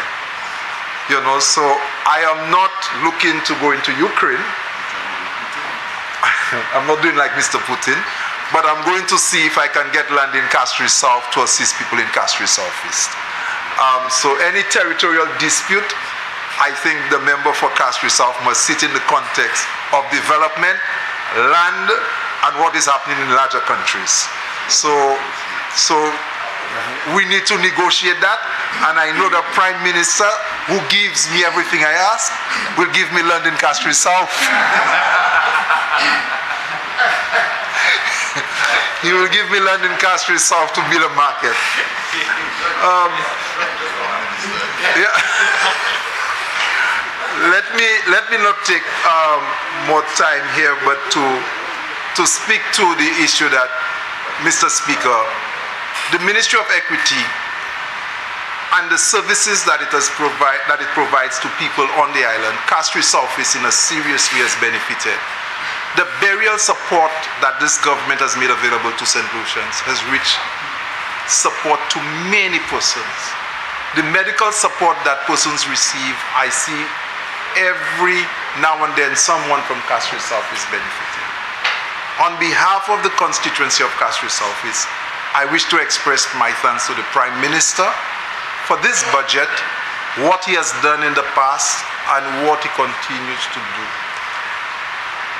And of course, I know that more than food vouchers, more than the assessment or the need for a new juvenile and detention center for caring for our young people, what I see out of this budget is caring, and not the occasional attitude towards giving something when there's a problem.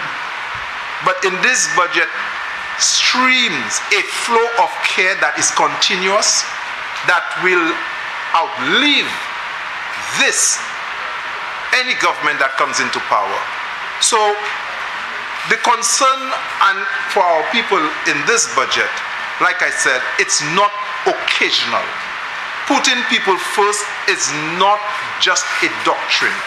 It is what we believe in, what we have been doing, what we continue to do, and what our people will experience from henceforth as St. Lucia moves to become a better place for all its citizens. Thank you very much, every one of you.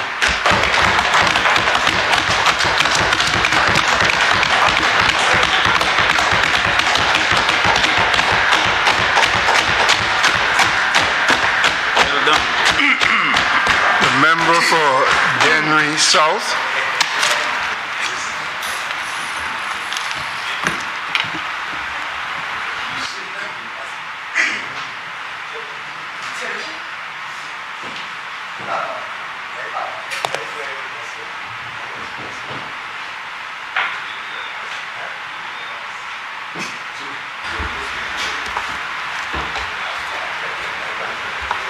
Mr. Speaker, before I continue, I want to just take some time to express my deepest sympathies to a few family members in my constituency. And the first one is Mr. Henry Asson of Lakai, who passed a few weeks ago. The second one is Miss Silai Edward of Rocky Lane, Dennery.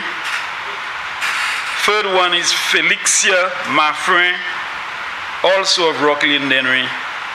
And a fourth, Mr. Speaker, Mr. Glenn of Church Street, Dennery. Mr. Speaker, I would like to express my deepest sympathies to the families of those persons I just mentioned, and to wish them strength as they go through their period of bereavement. Mr. Speaker, I am extremely happy for the opportunity to speak on the estimates of revenue and expenditure for the period 2023-2024 and to give my fullest support to the estimates. Mr. Speaker, my ministry received a total of $44,573,600 for the estimates 2023-2024. On the recurrent, a total of $33,098,600, and on the capital expenditure, $11,475,000, Mr. Speaker. I must say most of what I requested of the Prime Minister was received for the Ministry of Agriculture.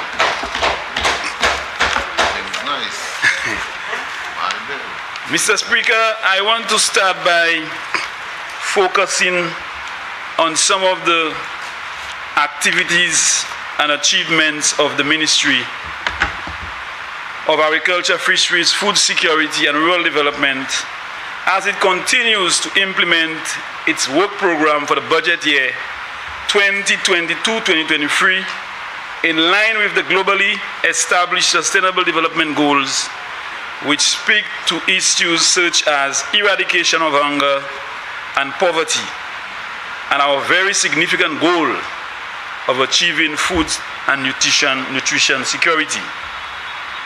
The agricultural sector, Mr. Speaker, remains a key driver for economic change in St. Lucia, contributing to national output, foreign exchange earnings, employment, and rural development. The sector remains critical to St. Lucia's social and economic development, with the potential to enhance livelihoods by creating more and better jobs for women and youth and rural communities. The aim, Mr. Speaker, is to build on progress made towards enhancing food security, increasing market access, building resilience in the agricultural systems against climate change, and ensuring sustainable livelihoods. Whilst the COVID-19 pandemic and the invasion of the Ukraine by Russia disrupted the food value chain, posing a substantial risk to food production and security, these occurrences provide an opportunity for import substitution by increasing the availability and consumption of locally produced agricultural goods. Mr. Speaker, you would understand the importance of the Ministry of Agriculture in producing food of high nutrition, food in sufficient quantities to ensure that we have enough to feed our local populace and to encourage our populace to eat what we grow and to grow what we eat. Mr. Speaker, I have just received in the last few weeks a food and nutrition security policy document from my ministry. The document outlines broad measures that must be taken to address our food security needs. Very soon, Mr. Speaker, the document will be tabled in Cabinet for discussion and subsequent approval. Mr. Speaker, I must mention the banana industry, which is one of our critical and very significant subsectors in the Ministry of Agriculture, in the agricultural sector. Mr. Speaker, our banana industry has gone through many challenges throughout the past years. We experienced a high mark of achievement when we recommenced shipments of our bananas to the UK market for a few months, after being absent from that market for a period of 2 years. Mr. Speaker, the impact of global economic challenges resulted in a mutual suspension by all parties, as trade at that point in time was not economically viable for all parties. Fortunately for us, Mr. Speaker, the demand for our bananas in the regional market was increasing significantly, so it was convenient for us to divert our fruits into the regional markets and seize the opportunity that emerged. And Mr. Speaker, you recall the situation that we found when we got into government, where Windfresh had gone into receivership. We had not been exporting to the UK for a number of months, and we thought it was necessary, Mr. Speaker, to engage our buyers in the UK to find a way to be able to export our fruits back to the UK.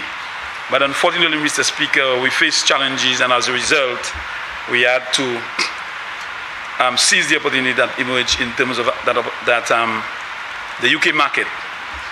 Mr. Speaker, currently the regional market is calling for approximately 15,000 boxes of bananas per week and growing.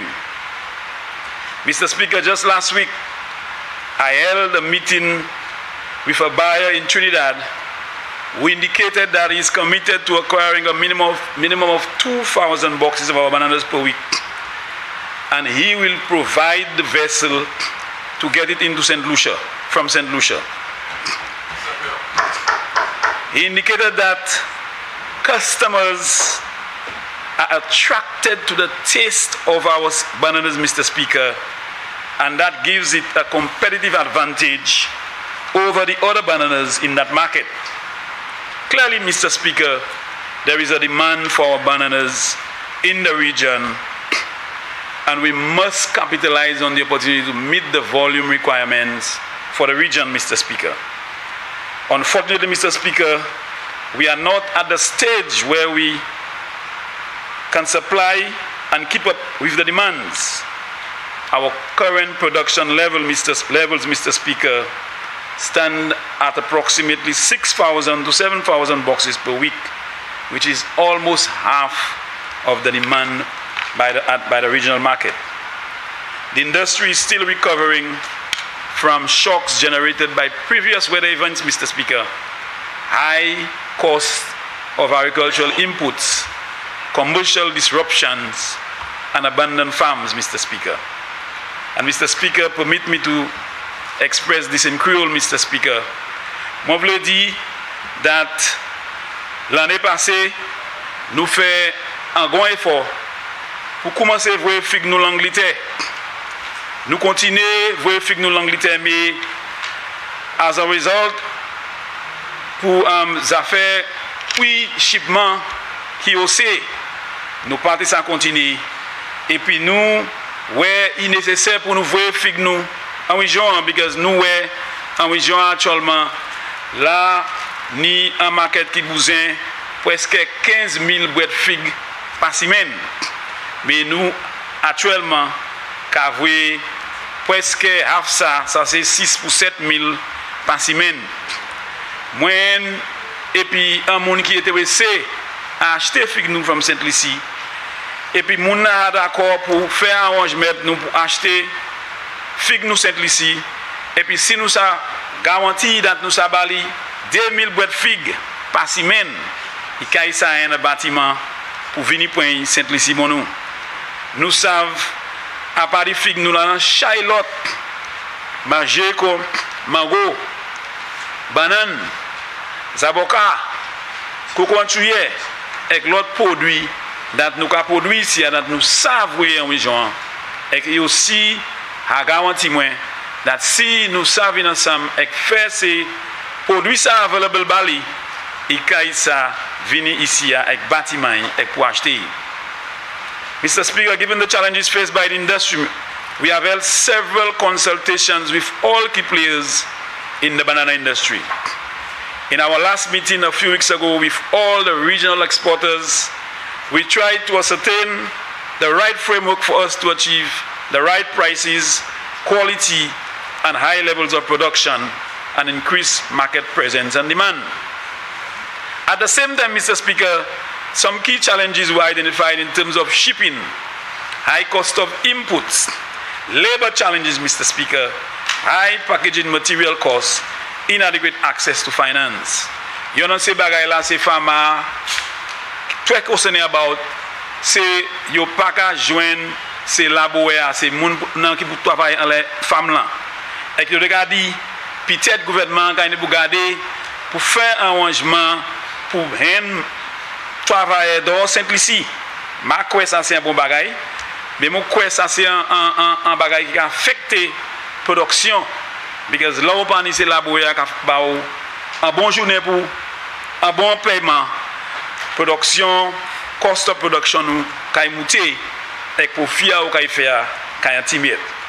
Mr. Speaker, the banana industry has proven over the years to be a very resilient industry. There is a fighting spirit that exists in the industry, one that exhibits the never give up attitude due to the love and dependence on banana production in the rural communities. This is why successive governments have continued to persevere with the banana industry with the objectives of meeting market demands and expectations. Mr. Speaker, our bananas have always been very well recognized for its taste. And as I go through the various countries, what I hear is St. Lucia bananas seem to have the best taste in the world, Mr. Speaker. And I believe, Mr. Speaker, it is time that we work with Export St. Lucia, not just to promote our bananas in terms of the region and how we can meet the volume in the region, Mr. Speaker, but to promote it around the taste, Mr. Speaker. Mr. Speaker, I note in the budget, in the estimates for 2023-2024, a sum of $1 million that was allocated to the banana industry, Mr. Speaker. And these monies or funds will go to the Black Psychotoca Control Unit, Mr. Speaker, that we established last year to address the challenges plaguing the banana industry with a view to enhancing productivity and performance through pest and disease surveillance and control, Mr. Speaker. Mr. Speaker, you will have heard of the Black Psychotoca disease that has been affecting the banana industry, and the Black Psychotoca Control Unit, Mr. Speaker, is in place to address that. We are hoping this year, Mr. Speaker, with the allocation available to the unit, we can bring in some more staff to work with the farmers, to engage the farmers a lot more than has been happening, to ensure the farmers produce and continue to produce a standard quality fruit, and to be able to ensure that we can sustain the regional market. Mr. Speaker, in saying all of that, I believe there is an urgent need for us to diversify the agricultural sector, Mr. Speaker. In the past, there have been a heavy dependence on banana production, Mr. Speaker, but I believe there are opportunities for our farmers to divert into other crops, Mr. Speaker. And in this the new financial year, Mr. Speaker, an allocation of $1.13 million, Mr. Speaker, was given for the revitalization of the cocoa industry, Mr. Speaker.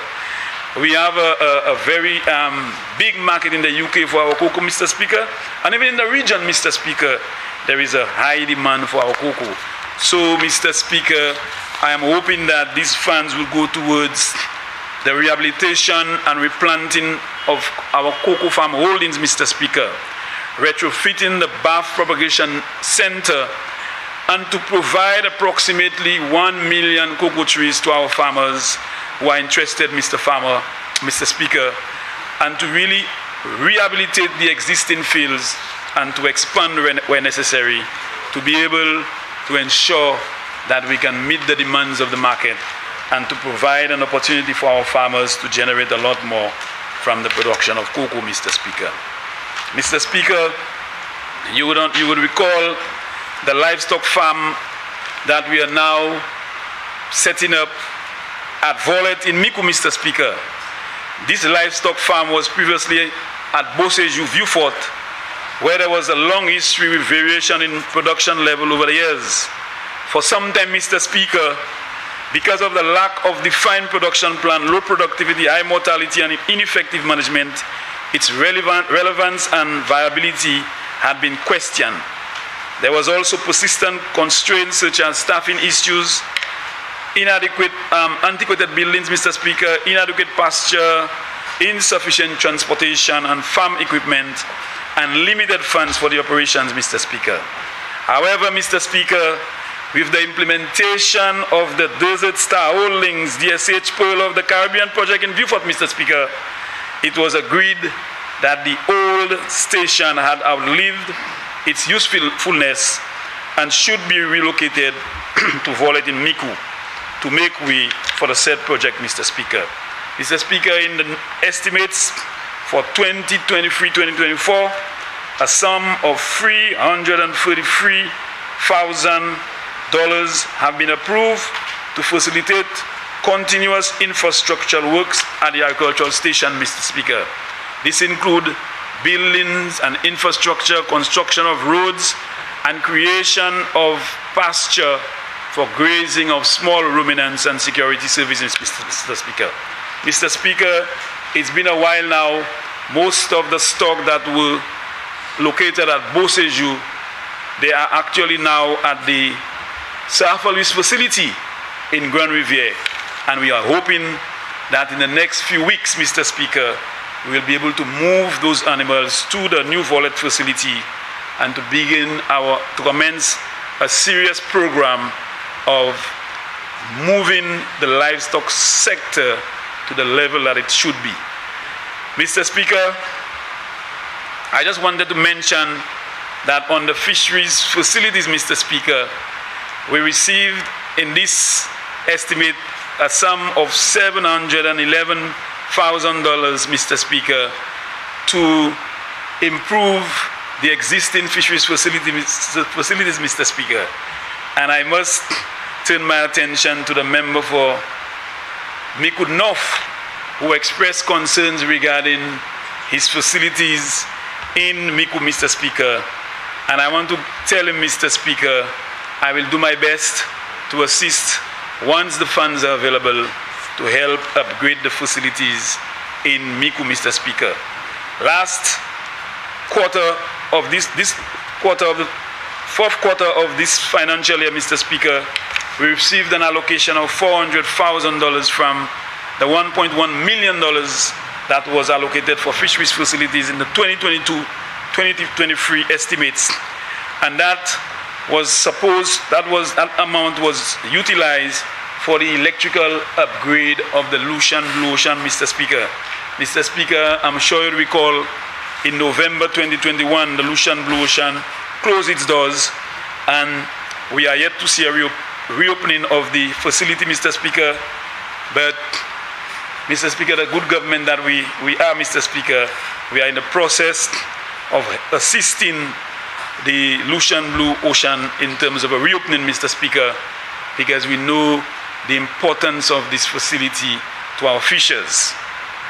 So, Mr. Speaker, the $701,000 would assist in repairs and maintenance for dennery facilities, Groseillier, Beaufort, Soufrière, Mr. Speaker, and canneries. And we will make every effort to continue this effort to upgrade those facilities, Mr. Speaker, because those facilities were donated to us by the government of Japan, Mr. Speaker, and we must make an effort to upgrade those facilities to ensure that it can function and be able to ensure that it remains, our fishers and our residents, Mr. Speaker, feel safe and comfortable when they are at those facilities. Mr. Speaker, I want to continue to mention that, Mr. Speaker, we have 300 devices, and they are called a vessel monitoring device, Mr. Speaker, or vessel monitoring system, Mr. Speaker. And those devices are really to assist the fishers in terms of safety at sea, Mr. Speaker. The Department of Fisheries, Mr. Speaker, have commenced the installation of the vessel tracking devices on a non-mandatory basis and at no cost to fishers, Mr. Speaker. This will enable, Mr. Speaker, more efficient and reliable rescue operations and reduce the likelihood of lost lives at sea. Mr. Speaker, just yesterday, we began the installation of 10 devices on the boats in Vieux-Fort. And tomorrow, Mr. Speaker, we will be continuing to install those devices in Savants Bay, and we will be going around the island to ensure that our fishers take full advantage of a device that can save their life and ensure that they remain safe at sea. Mr. Speaker, my ministry is also concerned about the fishers, the plight of the fishers, Mr. Speaker. And just recently, we procure materials for free fads, Mr. Speaker. And in recent weeks, we gave the fads to the fishermen in Soufrière, in Vieux-Fort, and in Dennery, Mr. Speaker. And we have another 6 fads, Mr. Speaker, where we are awaiting the materials to come from Grenada, Mr. Speaker, because we do not have it on island. And we are going to give Grosili, Canaries, Labrie, Miku, and other constituencies 1 fad to assist the farmers, the fishers, Mr. Speaker, in meeting their livelihoods on a daily basis, Mr. Speaker. Mr. Speaker, in the estimates, Mr. Speaker, there is an amount of $1.8 million that was allocated for the Building Resilience for the Adaptation to Climate Change Variability Project, Mr. Speaker. It is a CDB project, Mr. Speaker, and the objective is to build resilience in the agricultural sector for livelihood security, for enhanced adaptive capacities for climate change and variability, Mr. Speaker. The project is designed primarily to build adaptive capacities of agro-ecosystems and livelihoods to climate risk from significant decreases in rainfall, intensive and more frequent hydrometeorological events, including droughts, which would lead to increasing water shortages in the farming systems, Mr. Speaker. Mr. Speaker, the project will benefit small farming populations, primarily farmers in the west and southwest and north of the island, where the larger majority of the vulnerable populations live, including 3 of the poorest communities, Canaries, Ancillary, and Soufrière. Mr. Speaker, an allocation of $300,000 was made available under the grant funding to increase the productivity levels and standard quality in apiculture and CMOS, Mr. Speaker. And just as the member for Miku North mentioned, Mr. Speaker, we are seeing a rapidly growing CMOS industry, Mr. Speaker, which is impacting the lives of many persons, especially in the rural communities of Pralin, Miku, Vieux-Fort, Mr. Speaker. And my government, a caring government, is concerned about this, Mr. Speaker, and an allocation of $300,000 would go to training and certification of new and existing farmers, Mr. Speaker. We received an allocation of $100,000, Mr. Speaker, for under the Boys to Men Mushroom Agribusiness Project.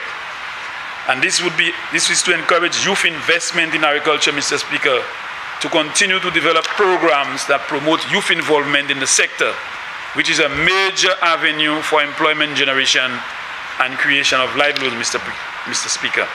That project, the project for building youth entrepreneurs, Mr. Speaker, in mushroom production has been funded in the estimates. Currently, the domestic production of mushrooms are insufficient to meet the demands of hotels, supermarkets, and food establishments, as a limited number of persons in a few communities in St. Lucia, namely Babono, Debara, and Miku, are engaged in the production of mushrooms for sale to the above-mentioned establishments, Mr. Speaker. Mr. Speaker, in the new estimates, Mr. Speaker, we received the sum of $450,000, Mr. Speaker, for primary tillage equipment and mechanization equipment, Mr. Speaker. We recognize that agriculture is a labor-intensive activity, and provisions have been made to procure mechanization equipment to facilitate increased production and reduce the cost of labor, which is one of the highest factors in the cost of production. By doing so, Mr. Speaker, we are hoping to encourage young people into the sector. Funds will be used to procure small tillers, Mr. Speaker, drain diggers and rotavators. And basically, Mr. Speaker, this is the direction that the agricultural sector should go. We have seen a heavy dependence on doing the same old things the same way, Mr. Speaker. And that is an opportune time for us to increase or bring in new technology into the sector to help reduce the cost of production, Mr. Speaker, to allow our farmers to be able to make more profit, Mr. Speaker, considering the fact that agricultural labor is becoming a problem. That is an avenue, Mr. Speaker, I think we should turn to, and that is one way of attracting more young persons into the sector, Mr. Speaker. Mr. Speaker, under the expansion of our food crop production, Mr. Speaker, we received $1.9 million, Mr. Speaker, and you would have heard that, Mr. Speaker, the second phase of the 7 crops program funded by the Taiwanese government to the tune of almost $10 million, Mr. Speaker, is going well. Mr. Speaker, you would understand the urgent need for us to reduce our food import bill, Mr. Speaker, and our strategy as a ministry, as a government, is to reduce our food import bill by 25% in 2025, Mr. Speaker. Mr. Speaker, we cannot just say it, but we must have a plan. And the focus under the 7 crops program is to provide support to farmers, Mr. Speaker. And just last month, we produced 42,000 seedlings and made available to our farmers at 20 cents per seedlings, Mr. Speaker. We also continue to have our input sales, Mr. Speaker, where farmers can access agricultural inputs at subsidized prices, Mr. Speaker. Just last week, Mr. Speaker, the 25 kg bag of fertilizer, Mr. Speaker, was being sold at $40 per bag to farmers, Mr. Speaker, under the 7 crops program, Mr. Speaker. Mr. Speaker, one big announcement that I want to make, Mr. Speaker, is the St. Lucia Marketing Board, Mr. Speaker. And Mr. Speaker, for the first time, the St. Lucia Marketing Board, Mr. Speaker, is receiving $250,000, Mr. Speaker, as a subvention to allow it to run its operations, Mr. Speaker. I'm hoping that, Mr. Speaker, the Marketing Board would take full advantage of this allocation, Mr. Speaker, and it would cause them to engage the farmers in terms of establishing contracts with them, Mr. Speaker, and ensure that they can pay the farmers on time and make sure, Mr. Speaker, the farmers continue to build that trust and confidence in the Marketing Board. And I just wanted to mention, Mr. Speaker, under the repairs to the Choiseul Fishing Port, and I'm sure the member for Choiseul, Mr. Speaker, would be happy to know that the government of Japan has, through a grant, allocated $5.77 million, Mr. Speaker, to construct the second groin of the facility in Choiseul, Mr. Speaker. Mr. Speaker, I think I have said enough, and it is now time for me to turn to my constituency of Dennery South, Mr. Speaker. And I'm sure they would want to hear what is happening in the constituency, Mr. Speaker. Mr. Speaker, I want Dennery South to be the envy of other constituencies, Mr. Speaker. And I want that level of confidence and trust, Mr. Speaker, so that we can really come together as a constituency, work together, and move this constituency to the next level, Mr. Speaker. I know the high rate of unemployment, Mr. Speaker, that exists among our men and women, Minister, especially, Mr. Speaker, especially our youth. And Mr. Speaker, one of the areas of concern to me, Mr. Speaker, is the Saturday night fish fiesta, what you commonly hear people call the SAB. And Mr. Speaker, over the past years, Mr. Speaker, we have seen a deterioration of the activity, and the infrastructure, Mr. Speaker, is deteriorating quite rapidly, Mr. Speaker.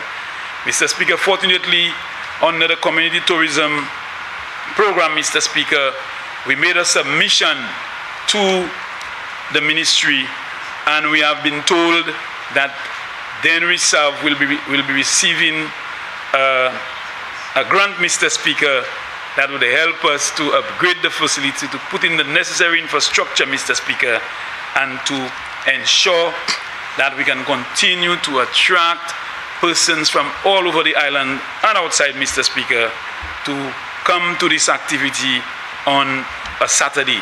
Currently, Mr. Speaker, we are having the activity on a small scale, and we are doing it, holding it every last Saturday of the month. I'm hoping, as indicated by the member for Castries South, Mr. Speaker, in the not too long from now, Mr. Speaker, we will be given a grant that will allow us to be able to get this activity going on a more regular basis, Mr. Speaker. Mr. Speaker, this activity has its spin-off effect, Mr. Speaker. The fisherman sells the fish, Mr. Speaker. We have a number of vendors, Mr. Speaker, who comes there on a regular basis, and this augurs well for the community, for the constituency, Mr. Speaker. The Dennery Fishing Port, what is called the Daito, as mentioned earlier, there is an urgent need for an upgrade of this facility. This facility has been unattended for many years, and under the fisheries facility upgrade, Mr. Speaker, we will be giving some attention to the facility. The fish cleaning area must be upgraded rapidly. We have a serious problem with the drainage, Mr. Speaker, and a lot of the water is stagnant and causing some issues for persons who are frequenting the area.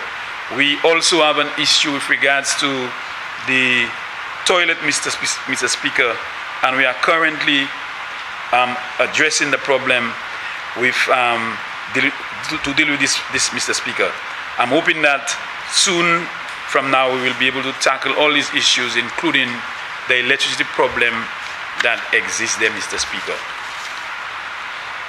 In terms of the Dennery Beachfront, Mr. Speaker, there is need for the development and upgrade of the Dennery Beachfront, and to be able to ensure that we tie the fisheries, the fish night activity, the fisheries facility, the inclusion or development of a children's playground, Mr. Speaker, and to create that ambience, that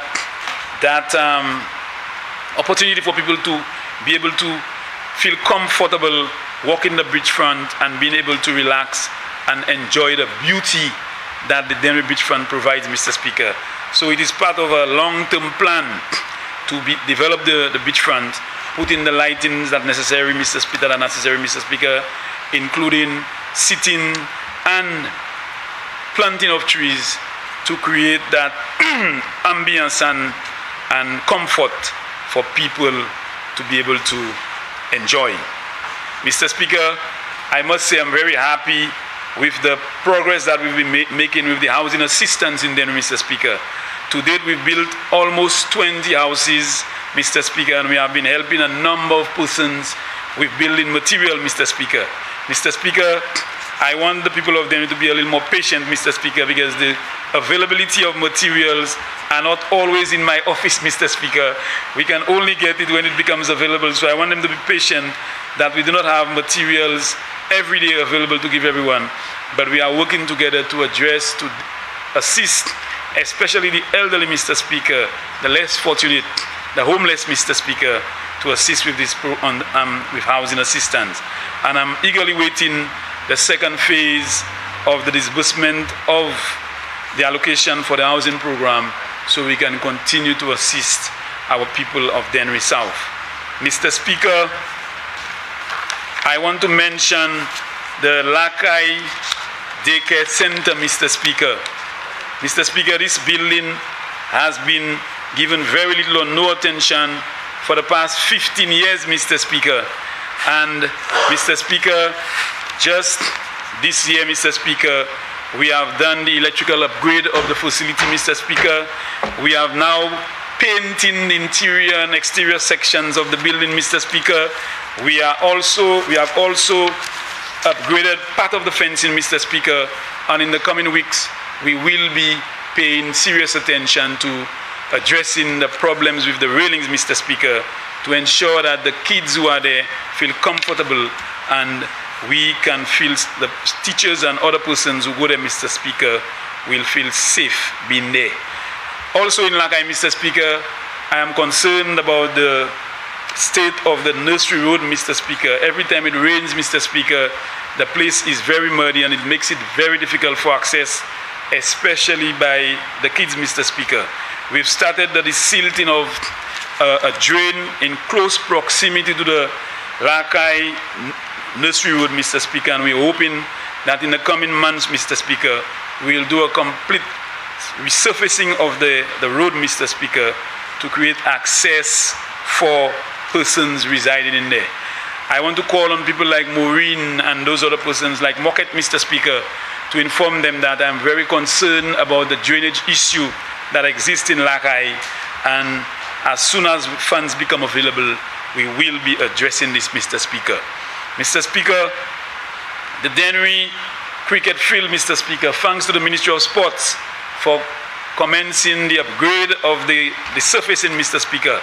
And Mr. Speaker, we saw the need for us to secure the playing field, and just a few weeks ago we've installed 4 gates, Mr. Speaker, to ensure that the grazing of animals, Mr. Speaker, becomes a thing of the past. I'm hoping that we can begin to see cricket activities in Dennery South, Mr. Speaker, and we are working towards ensuring that we can continue to work on this project. Mr. Speaker, however, I am very concerned about the state of the multipurpose center, Mr. Speaker.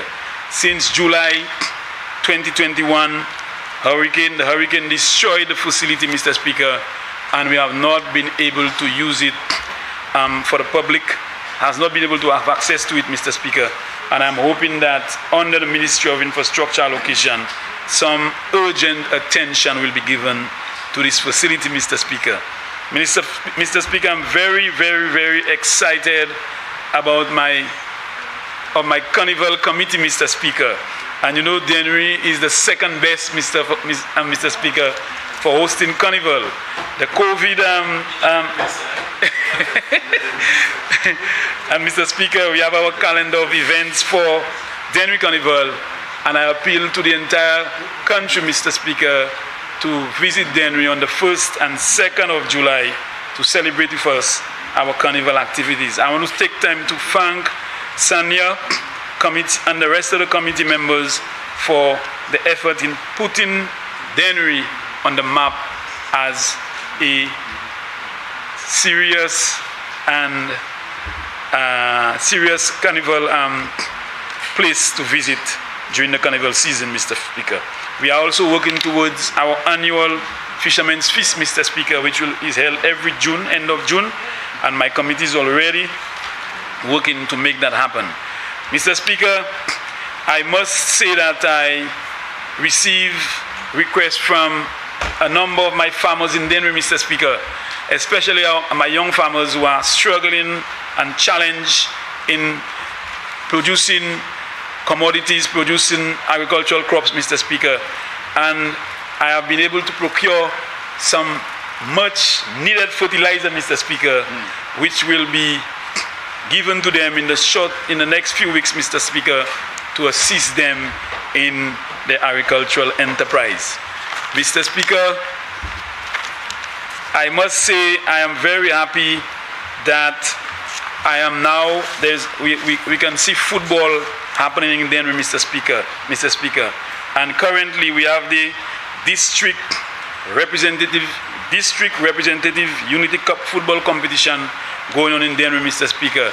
I feel very good about this, Mr. Speaker, because it's an opportunity to engage our young men into something more positive, Mr. Speaker.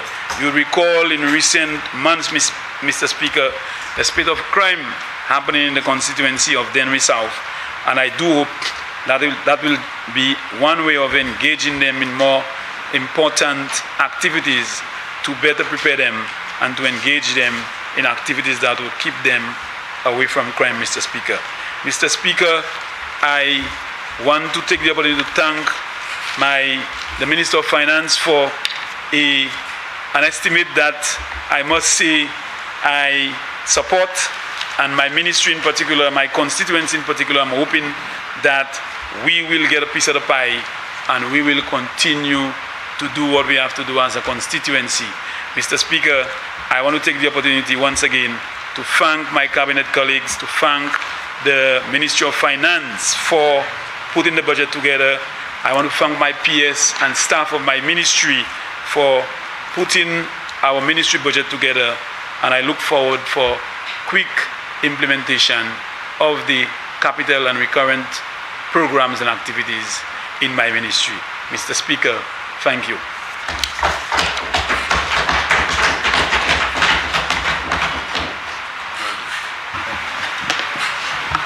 Leader of Government Business. Mr. Speaker, I beg to move that this House stand suspended until 2:30 p.m. Members, the question is that this House do stand suspended until 2:30 p.m. And now put the question. As many as of that opinion say aye. As many as of a contrary opinion say no. I think the ayes have it. The ayes have it. Sitting suspended. All right.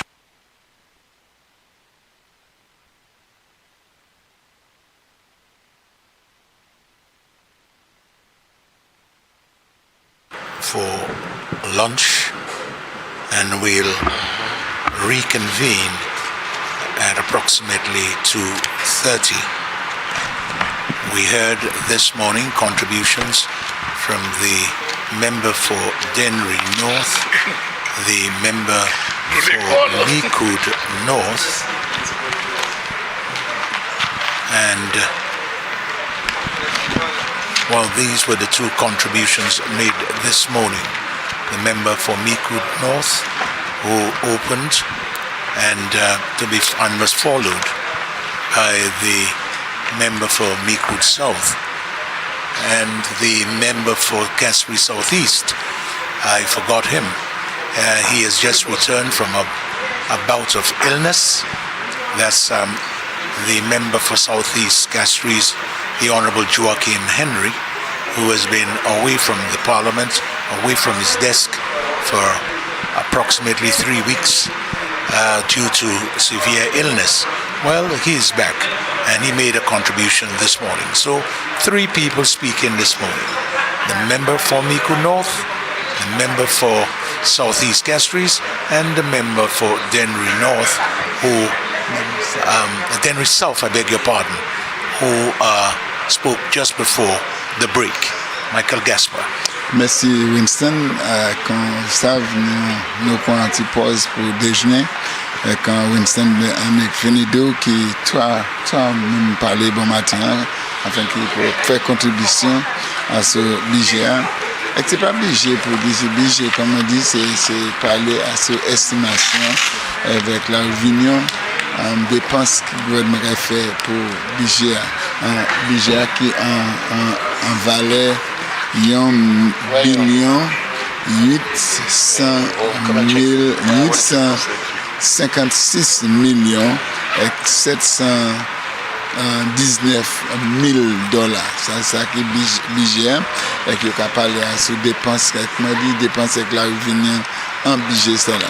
Avec ces 3 personnes qui parlaient, au terme c'était même parlement pour Miku North, ça c'est notre Miku honorable Jeremiah Norbert, il commençait et qui aussi, et après c'était même parlement pour Sud-Est Kassu, honorable Joachim Henry qui, vous savez, qui était passé un petit temps malade, il était en Martinique, avec il dévoué, avec un chèque, tous ces membres parlement applaudi, il est bien content et qui remercie tous ces gens pour la prière et tout le monde qui a supporté en temps cela, difficulté cela. Avec un aussi ici pour madame qui était venue en Kaila. Après ça, après il finit, il partit là même comme ça, il recouvert toujours. Et qu'après c'était même parlement pour Denry, Sud Denry, ça c'est honorable Alfred Prosper qui a fini parler. Avec un petit pause. So, nous avons un petit pause avec nous avons dévié à midi et demi. Yes, just to remind you that the motion for the House is by the Prime Minister and Minister of Finance to adopt the report of the Standing Finance Committee on the estimates of expenditure for the financial year 2023-2024 in the sum of $1,856,682,960 $719,000 as a charge against the Consolidated Fund and other funds of the state of St. Lucia. We'll be back at 2:30. Bye now.